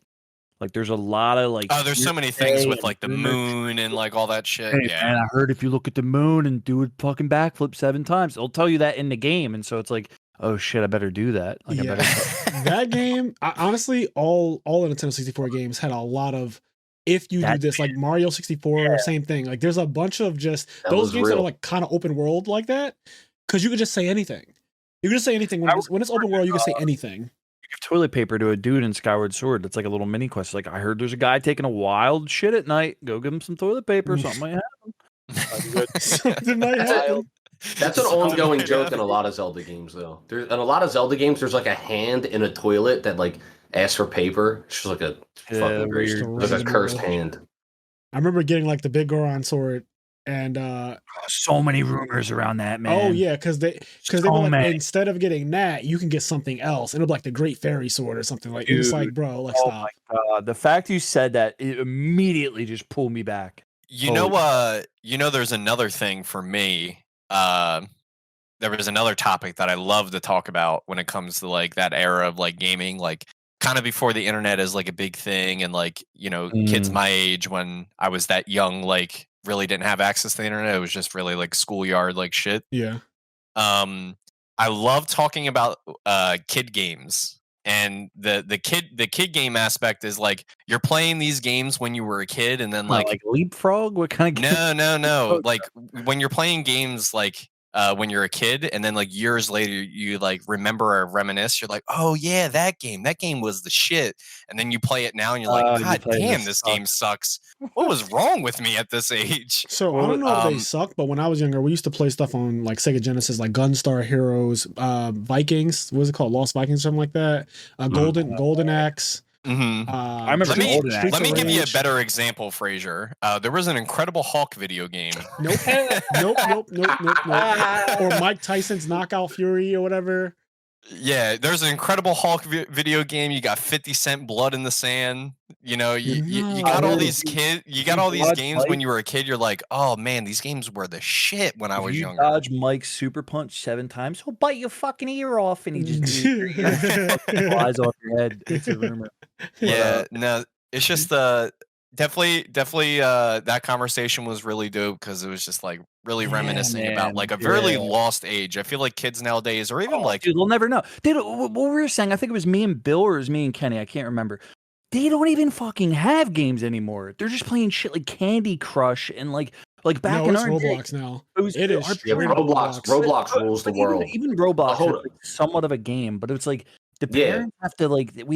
Kids don't play Candy Crush. Old ladies. Old play people Candy definitely play Candy Crush. You guys get what I'm saying, though. They're playing like stupid little bullshit where you like poke a screen 7 times.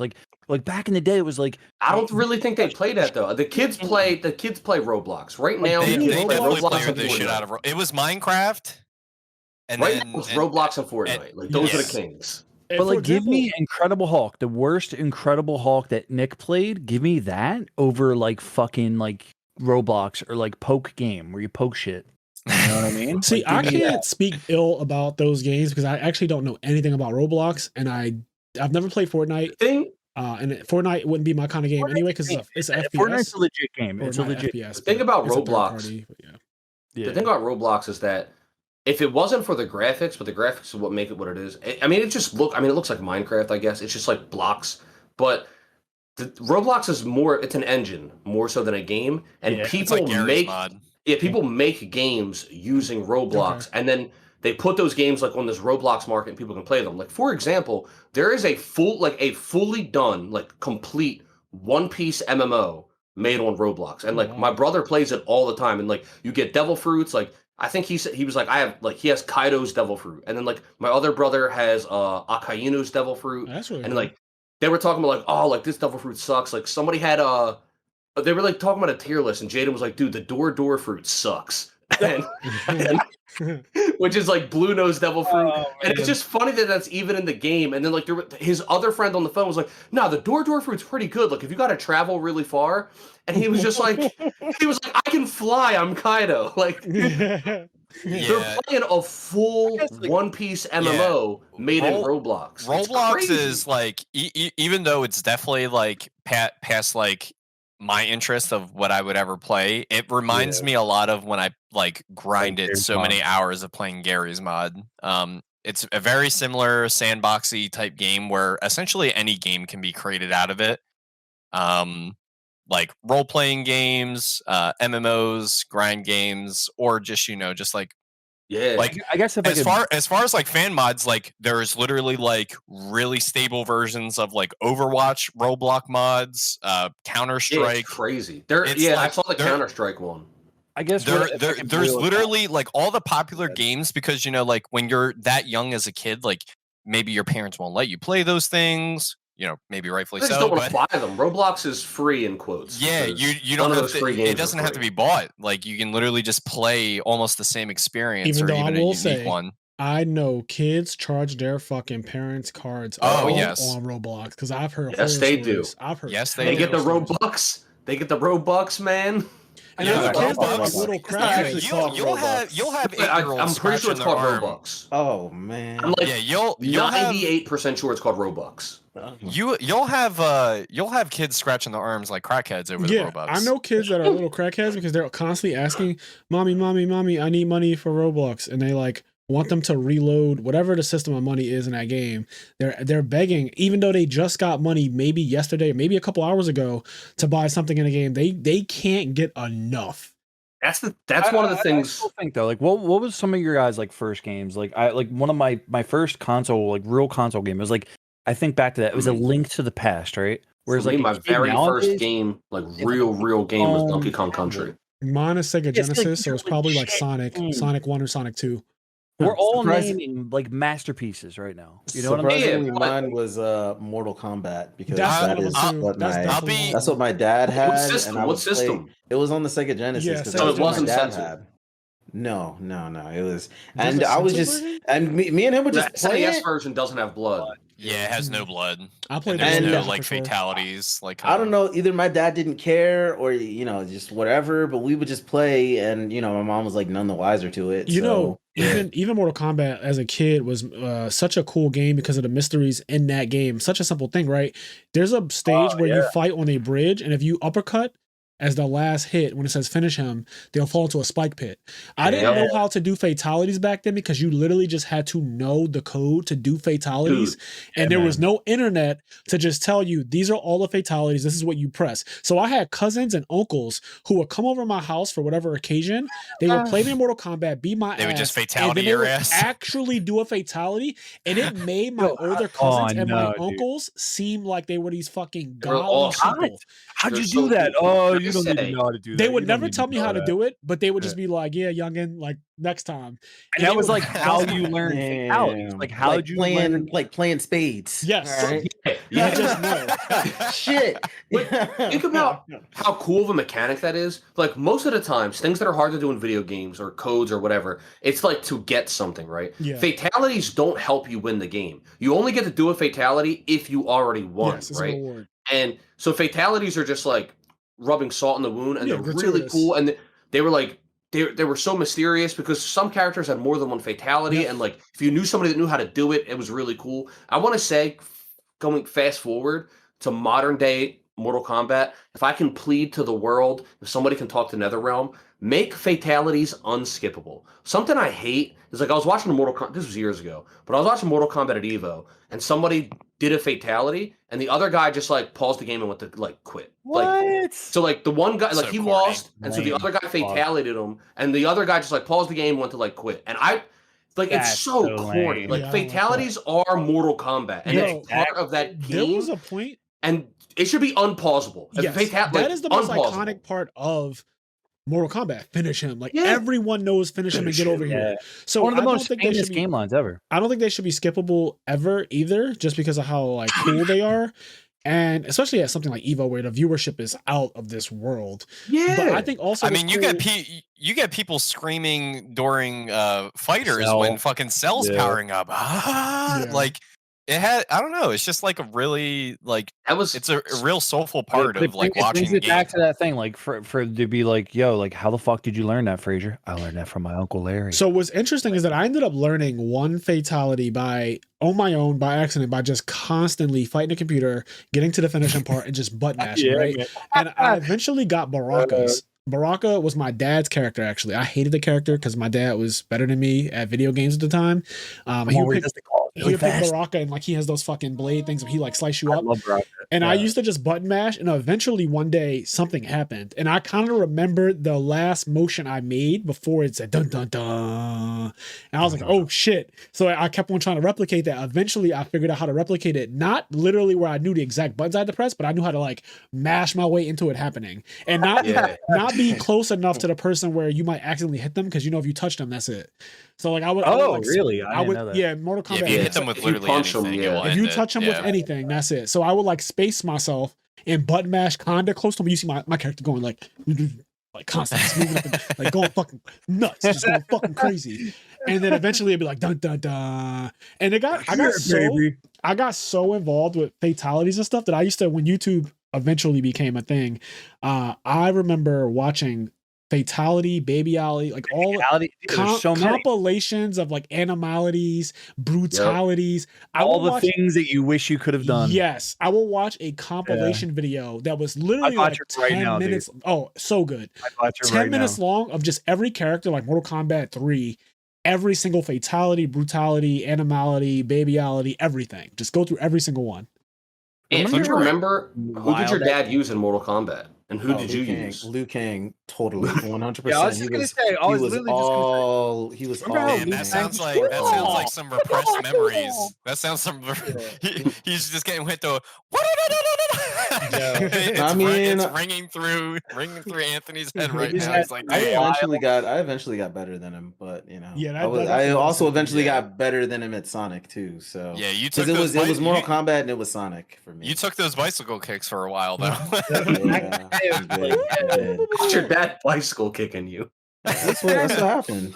Wasn't he a little? Kenny, maybe you would know a little bit better than I, because like when we were growing up, like you were watching me play. I know when I was younger, I probably flip-flopped a lot of games. The first serious game that like I played more often, I really can only think of Smash. Maybe you know something that I played.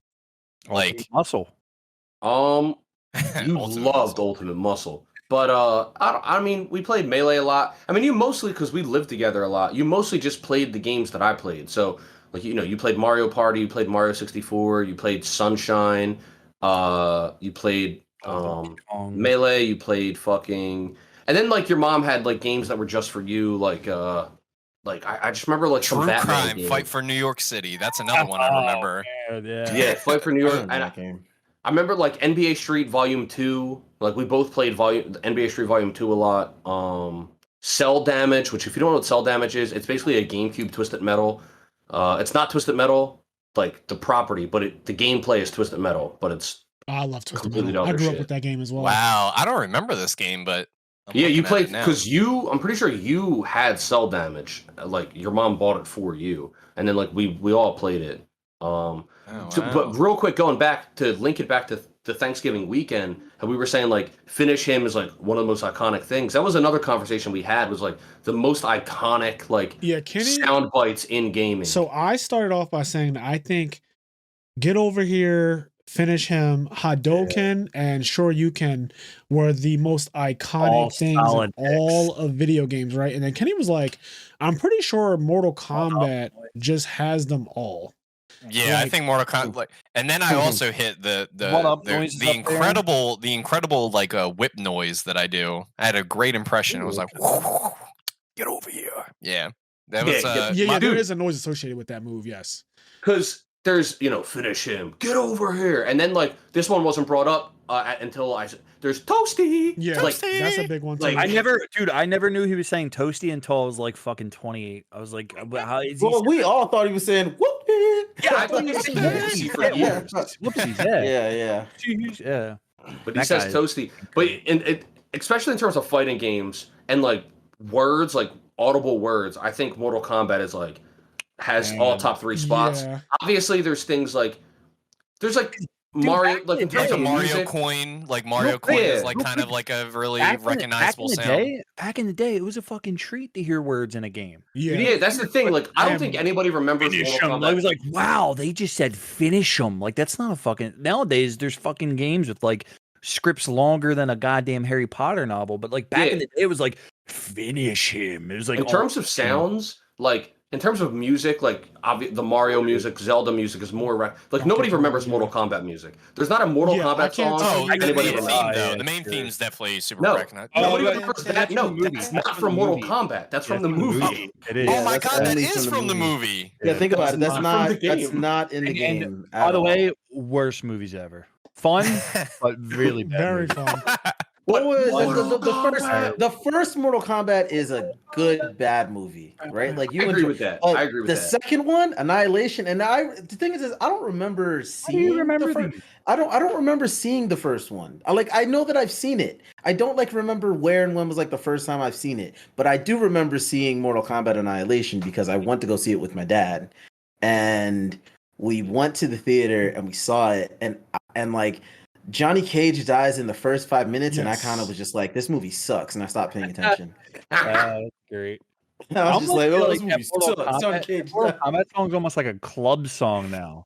Yeah, it kind of does. I almost want to make love to that song. Like that song has some. Well, I think Street Fighter has, as far as like music, some of the most iconic themes. Yeah. Oh my god, that fucking like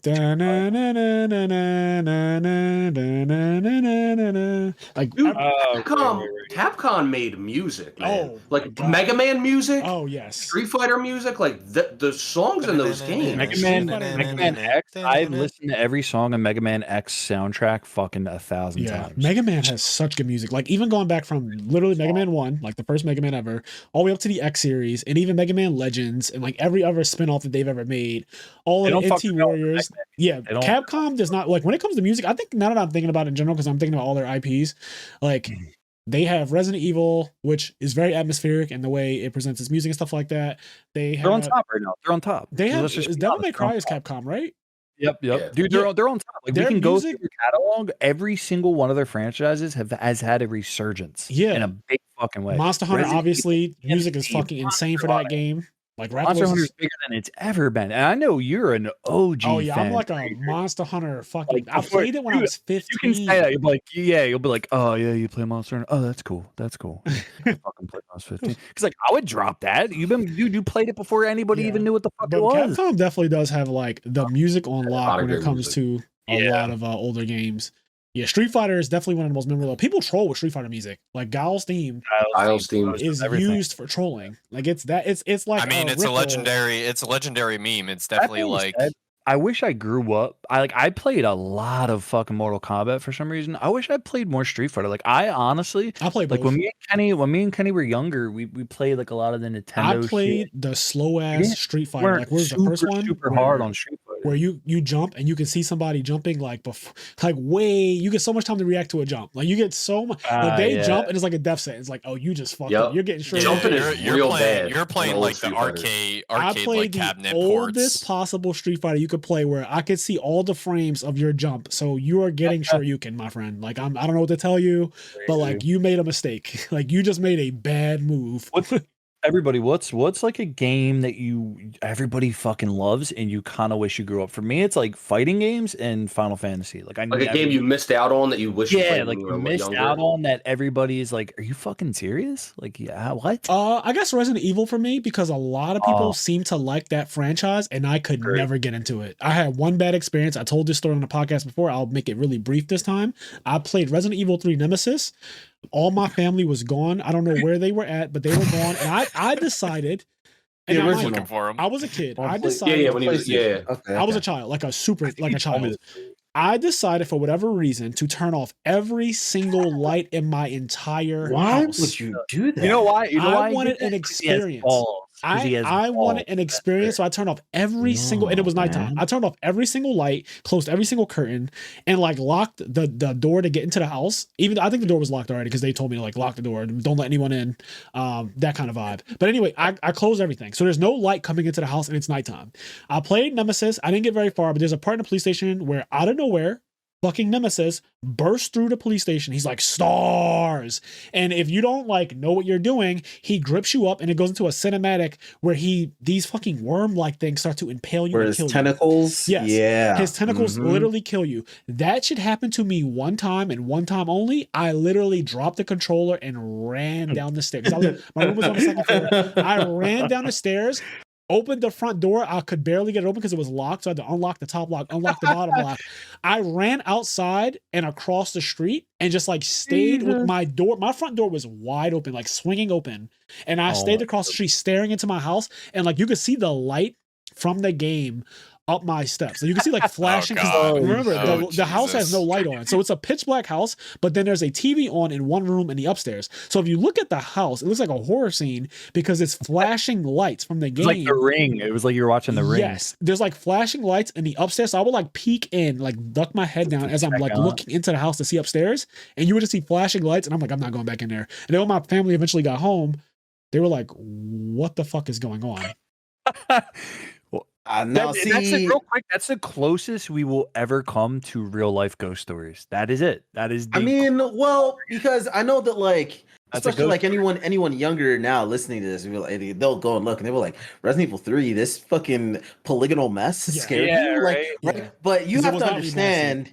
You have to understand that like back then, that was like the equivalent of like playing Dead Space 1 now. That was peak And video game like at the time. when I played Dead Space 1, because I had like kind of that same experience that Frazier did, but vicariously, because I didn't play Resident Evil 3 until I was older, but I did watch it get played by my friend's dad. I had a friend whose house I would go over to, and like every time I would go over there, his dad would be playing something. And eventually, me and him, I just stopped paying attention to my friend and watch his dad either shit. play like Resident Evil or Dino Crisis or like one of those kind of games. And I was just always kind of like, oh, I'm glad I'm watching him play it, not me, because this is too fucking scary. And like when I first played Dead Space, that game, That's truly, that game is truly terrifying. Like the first time that you played it, like I'm excited and not excited for the remake that they're doing, because I'm like, wow, it's great that you guys are like remaking Dead Space, because they want to like employ like some mechanical things that they couldn't before. And I think it's great, but at the same time, I'm like, I'm not playing that shit. You're not gonna watch this grown man scream. It's not gonna be. I'll just no. You have fun. Well, I mean, I don't know, because the last time that you played Resident Evil, you turned the brightness up to like 17. So I don't know. But you're hiding from the dark there, little Gallagher. So, hey, do you have a game that you feel like you missed out on from when you were younger? Honestly, I can't think of one, because everything that I wanted to play or see played, I saw it or played it. So yeah, I mean, I guess okay. Here is what I did miss out on, right? Because I didn't play I essentially didn't play any Nintendo games until I was a bit older. And like that's when I discovered like A Link to the Past and so on and so forth, and became a Zelda fan. But like when I was younger and I was first playing like Sonic and Mortal Kombat and shit like that, I always had FOMO when I went to my friends' houses that had Super Nintendos. Yeah. Because I had a Sega Genesis, and like my friends all had Super Nintendos. So like I would go to their place and I would play like Aladdin or like Lion King or like one of those arbitrary Disney games. And the crazy thing is that the Sega Genesis also had those games, but they were different games. Like it's not like now. Yeah, where, the like, Aladdin game is totally different. Totally different. Yeah, it's literally a completely different game. And it was kind of wild that they would like develop these. Right? It's really difficult, isn't it? You know what's crazy is how common that used to be. Like I'm just gonna throw out something random. I want to just say like Ice Age. You guys remember the movie Ice Age? They would come out with like the Ice Age video game, and it would have the exact same box art, and there would be a GameCube, a PS2, and like a Game Boy version of the game. Yeah, Game Boy. And it's like the same box art, but that Game Boy game is not the GameCube game. Like they're not completely different games. And it's like but they're all called the Ice Age video game. Like it's wild. I just have like this very distinct memory of always wanting to play Aladdin on Super Nintendo because I thought it looked cooler than Aladdin on Sega Genesis. I want to say for me, I can't think of any video games that I'm sure there are, but I can't think of video games that I really am sad that I missed out on. The thing that in terms of gaming and nerdy isms that I really wish I got to do when I was younger and grow up with is probably D&D. Now I play it now and stuff, but like in terms of growing up, like I wish I got to get into D&D when I was younger and like grow up with it. Like that shit would have been fucking awesome. I am scared to say that about myself because, as most of you know, I have an addictive personality, and the things that I do enjoy, I tend to obsess and go very hard in them, i.e. Yu-Gi-Oh, i.e. Monster Hunter. And when I was a kid, it was Pokemon and stuff like that, right? And like Ocarina of Time, Final Fantasy 7, 8, 9, 10. I obsess over the things that I like to an absurd degree. And it kind of like takes over my life where I can't, like I'm still highly functional. Like I still was able to go to school, complete school, be a straight A student, everything. But my mind will learn things and then completely discard them for the information on the game that I'm obsessed with at the time. And D&D is a game that I know people play it and they play it at a young age and they never stop, right? Like it's a lifelong game that you play. You just forever play D&D and you carry your D&D character with you. I know people who literally have a backpack of their characters and all of their sheets and like my friends used to have like these are my characters and they had all their paperwork on them, like their entire life was with those characters. It was and they're like carrying around their license. Yeah, and I admire the fact that people go that hard for D&D and they love it that much. And I feel like I'm a person who would also, with my addictive personality, I would love it to an extent that it would take over a part of my life. It's the same reason why I have never played an MMO. Like your voice would start to get more shrilly. How awesome! Like Maple Story. I wanted to join you guys. And stuff. Dude, I was as deep as you could get. You didn't want to join. We lost Cheyenne for some years. Hold on, real quick. I want to just quick interjection. So I got a text message on my phone. This was sent like 30 minutes ago now. But it's from Jaden, and it says it is called Robux, And then he goes, and the One Piece game is called King's Legacy. I guess he heard me. Yeah. The One Piece game is called King's Legacy. Very fun game. It is called Roblox. But definitely Kenny came in, Jaden came in with the after correction, the hedge notes, just saying like, by the way, this you said this wrong, and then this is this information. All right, there you go. Bye. It's like, don't fucking represent it wrong. Don't get this wrong. But what Fraser is explaining, that's basically me. I mean, like, I don't like, we're past the point now where like a lot of people play D&D virtually, but I am more or less that obsessed with D&D. Most of the time, most of my mental capacity is like used on D&D, and if it's either in the world that I'm creating or mechanics that I think can make 5e better, like it's kind of crazy. People are like, "Oh, well, what game are you playing now?" I'm honestly just like, D&D until the next Zelda comes out. Do you know what me and Kenny had as a kid? Have you guys ever played a video game called Rampage? Yes. Yes, I know exactly what you're talking about. Wait, that's another game I played. Me and Kenny, we would play our D&D. That's definitely a kid game. Rampage. This is what we would do. Kenny had this fucking shit ass foam couch. And it was a couch made out of sponge. It weighed like 2 pounds. A sponge couch. It was like, yo, you want to play Rampage? We're like, yeah, let's play Rampage. We'd put this fucking couch like vertically. We'd jump on top and just smash this shit out of this couch and just. We would like pretend the couch is the buildings and shit. It's like, Kenny, who are you? Like, Kenny be like, I'm George. All right, I'm Lizzie. And that was like that was like the thing that we would have done instead of D&D. Like, we could have been doing like all this cool D&D shit instead. We're like beating the fuck out of a foam couch. Good times. I love those childhood moments. I love it. Oh, go ahead, Nick. I was gonna, I didn't know Ant was done. I was gonna do my bit. What I missed out on.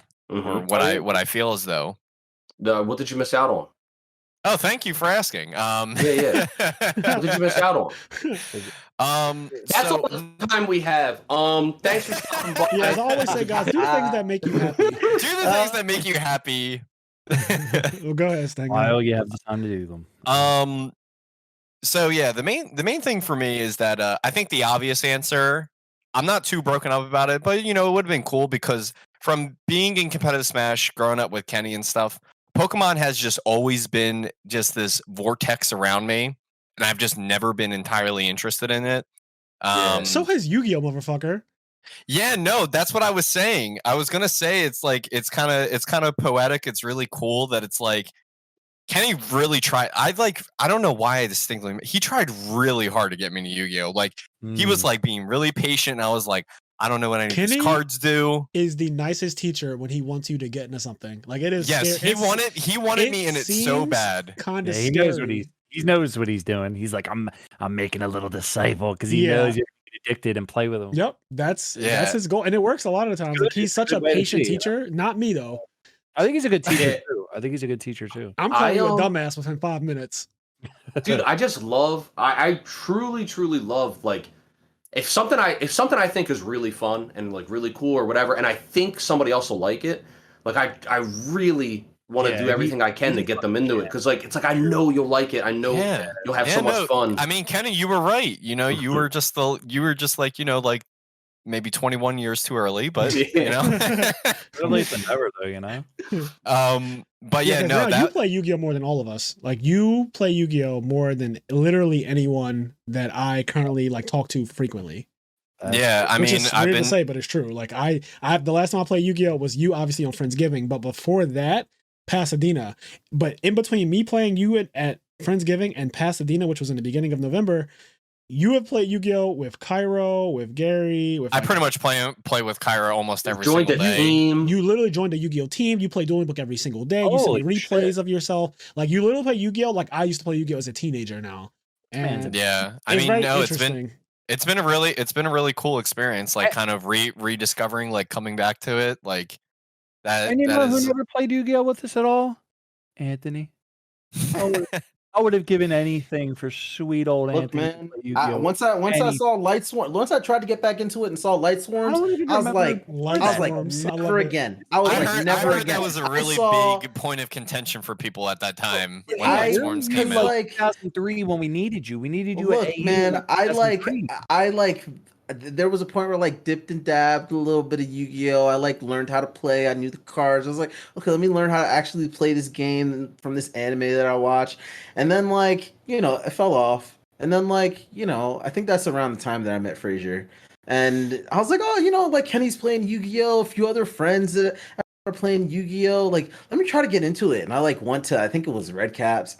And like, I saw these two people dueling. And this one guy had Light Swarms, and the other guy did not. And the guy that had Light Swarms, he won in the first turn. He drew his entire deck. He drew his entire deck, and he won. And I was like, "Nah, son, not me." I never knew you had this like later. I never knew you had this later in life experience. But I'm thinking like particularly back to like maybe like 2003, 4, 5, like around those years where it's like. We would all hang out like every weekend at Kenny's mom's house and be like, oh, I could see Ant have like a fucking goblin deck or like a beast deck. Like 2003, 4, or 5? Maybe like a little bit. We didn't even know Ant. Yeah. I didn't know Ant until I was in high school. In 2003, I was not in high for the viewers at home, one thing you need to know is that, Majora, he doesn't have a memory. I'm not going to say he doesn't, he doesn't remember well. He literally just doesn't have memories. What year did you meet Ant? I don't know. He literally doesn't have memories. That's wild. Yeah. But I remember I had like a hero deck. He's like Riku. Not Riku. What's the other one's name? The one that has no memories. He's just a fake boy. Roxas. You're like Roxas. You are ranting right now. I don't know. So I was going to say, Anthony is describing an actual real moment in Yu-Gi-Oh's history where Lightsworn was the best deck. This is around, I want to say 08, 09, after Teledad, though. That seems right. There was a period where Lightsworn was unchecked. It had 3 JDs, 3 Charge of the Light Brigade, and 3 Solar Recharges. And what he described of killing someone on the first turn is I don't know what you're saying, but he's correct. What he's describing about killing someone on the first turn is a thing that is not uncommon in Lightsworn's format, because you could literally go charge, recharge, and maybe do some other draw cards or whatever. But at the end of the day, because JD was at 3 and Lumina was at double 3, JD. You go double JD, that's 6. Summon 1 JD, pay 1,000, wipe their field. Summon a second JD, that's 6,000 damage. Summon Lumina, that's 7,000 damage. Discard, activate Lumina's effect, bring back literally anything except Raikou. And they are dead on turn 1. And that was like a thing that could just happen. And you was this before or after Gores? I think that is what happened. I think that is what happened. I played Lightsworns after they were like on the DS game, after they were nerfed and banned, and there was like JD was on like maybe like 1 or something. Yeah. And I can't even imagine. You're just naming the best cards of the deck, but there's 3. Necro Gardener was at 3, Charge was at 3, Solar Recharge was at 3. Lumina was at 3. I'm just letting y'all know. It comes out. It's on 3, ladies and gentlemen. I'm just letting y'all know that there's an alternate timeline where, I played Yu-Gi-Oh! It was the one where I didn't walk on the red caps. I know some Konami's fault. It's Konami's fault that it didn't happen, right? Where, I know some people that watch that or that listen to the podcast. They I've been on here a few times now, a good handful of times, and there are people that are probably like, how do they know this guy? He doesn't say anything about Yu-Gi-Oh! Ever. Is he even interested in it? And the answer is no, because Light Swarms. You know why? I have zero interest in Yu-Gi-Oh! Because of Light Swarms. So here's the thing, Ant. Here's the frightening thing. Damn. Yu-Gi-Oh! Nowadays, every deck is Light Swarms. Yeah, I've heard that it's because my husband plays it, and I explained that to him, and he was like, "Oh, it's just." You were gonna say the same thing, Frazier? No. I was gonna say the most random thing about this Friendsgiving was that Anthony's husband, when we were playing Yu-Gi-Oh, he randomly went into the bedroom and came out and just put a ton of Yu-Gi-Oh cards on the table. So and I don't know. I was like, "Hi," so I didn't know if they were mine or yours, and he moved them from somewhere to another place. I was staring at the cards like, "Are those my? Did you just go in my bag and put my cards on the table?" So I'm staring at them and I'm like, okay, wait, no, those are not my cards. Those are definitely not Stengo's cards. Those are just his actual cards. But he had cards that I I quit Yu-Gi-Oh in 2016, and he had Link Monsters, which is, I've never owned a Link. I've never even Link summoned, to be honest. But I don't know how.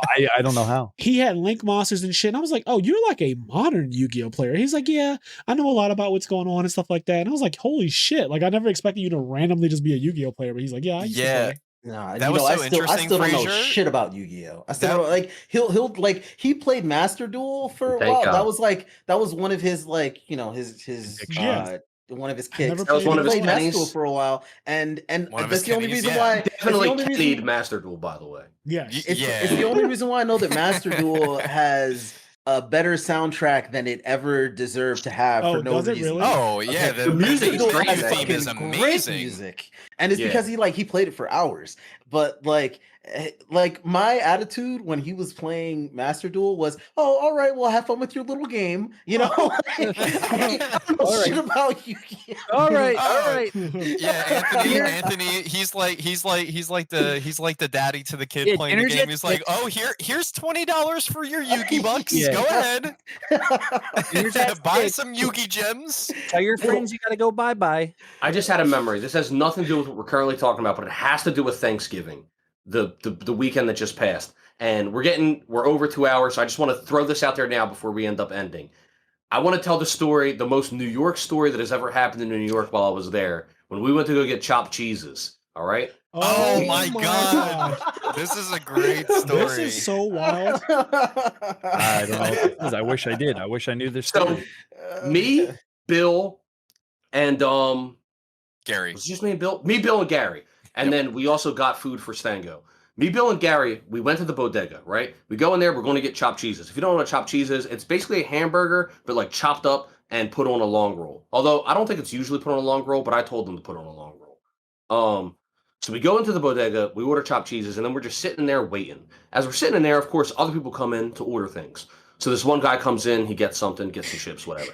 So this guy comes in, this old crotchety guy, and he's like, let me get 2 Marlboro Reds. Guy behind the counter goes, he gets him 2 packs of cigarettes, hands them to the customer. The customer hands him a $10 bill and then turns around and proceeds to start leaving. The guy behind the counter goes, you owe me $2 more. And the old guy says, I pay 10 for this, and just left. He looks up, he goes, I pay 10 for this. Ooh. And then proceeds to walk out the door. And that was it. That was the end of it. That's a genuine New York moment, is what you just described. I love that. He just stole those cigarettes. I paid 10 for this, and that was a wrap. See, what did the guy behind the corner do? Was he fucking shrugged his shoulders and dealt. That's what he did. I mean, he definitely dealt. Like, he's not doing anything about it. But it's like, that's just so. There's so many people in that world that are just like, oh, things are changing. Wow. But that guy's not standing for it. He said, I still pay 10 for these. Yeah, in the world of electric cars, smartphones, all this bullshit, he still pays 10 for those. Honestly, I would have shot him in self-defense. That is a way to fight inflation, though. Is just to be like, I pay 10s for these. For everything.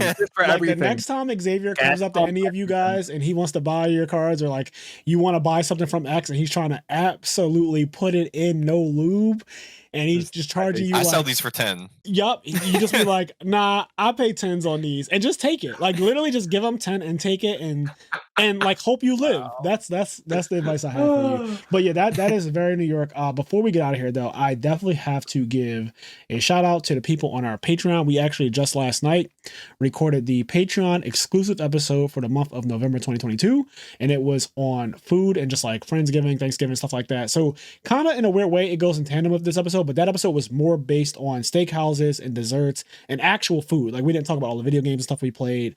So there are 2 different episodes, but that one was also longer than I expected. It's almost 2 hours. So check that out if you are a Patreon member and you haven't already. And if you would like to listen to our Patreon exclusive episodes, you can join our Patreon at IMNerd Podcast. So check that out as well. Find our link tree. If you find our link tree, you have access to like all of our things, our YouTube channel and all that stuff. So anyways, without further ado, maybe if you know strength at level 100, you can find our OnlyFans. Yes, our OnlyFans definitely is out there, but it's up to you guys to figure that out. Anyways, we have Connie. Don't keep Sonic waiting for you. We have Connie, Austin, Leon, Quest, Garen, Xavier, Hylian, Dimitri Barnes, Alexander Brissett, Vinny Casello, Giovanni Avelos, Andre Reynolds, CJ, WK Dad 1, Dan Varabel, First to Home, Dallas Fernaris, Estada Akuma, Mitchell Nels, Midwest Gaming, William Shapiro, Dimitri Safirides, Vince Marquette, Dallas Bailey, Roz Weiss, Nick Stango, Hansel, our two-time national champion, Vincent Zen, Sarah Maria, Sunny Top Cut Podcast, Alex Ahern, Philip Campa, Jalen Haskins, Arale Melfi Slump, Dominic Couch, and last but not least, Kang Petty. Again, thank you guys so much for supporting the podcast. We really appreciate it. And as we always say, you guys all keep it going. You guys keep it alive. It goes a long way. It does keep it alive too.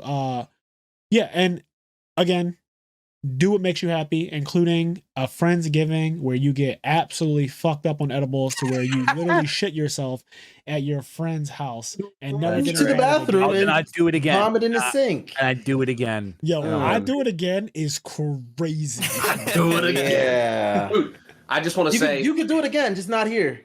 I just want to say to Ant, it was seriously like it was an awesome weekend, extremely fun, great, and beautiful time. And without Ant, like, wouldn't have been possible. And we did the thing where we all stood in a circle and gave thanks. And, you know, that was really cool. That was I love that moment. I was like, you know what would really cap off this weekend? I need like a good cry. I got like a nice good cry in. That felt nice. We also had a friend that just slept through it all. Fire alarms, heart-touching moments, smoke inhalation, slept through it all. Ant has always kind of been like the friend father. Like, he's the really responsible one. He's like all mature and it's fucking great. Yeah, man. Anthony did have an aura of like, I'm the oldest person here. He always has that. Well, I mean, he is ancient, so I mean, whenever we're getting out of hand, he needs to fucking slap. But I do have to say, if Cheyenne had thrown up on the couch, I would have been canceled. Man, it would have been canceled, and everyone would have gone the fuck. Never do that. There were multiple instances where Friendsgiving was almost canceled, and Anthony let us know. It wasn't like it was going to be a surprise. He would say, "If this happens," he's like, "I'm going to bed," but if this happens. It's canceled. Like the whole thing is canceled. But if also came in the back room and slapped me in the back of the head, I would have been like, "I'm sorry, Aunt. Like, you're right." You did apologize a lot because I felt bad. I just felt so fucking bad. I just kept vomiting. But yeah, that shit was awesome. I was vomiting, man. Anyways, I'm gonna stop the recording now. You guys have a good one, and we will catch you in the next one. Bye, everybody.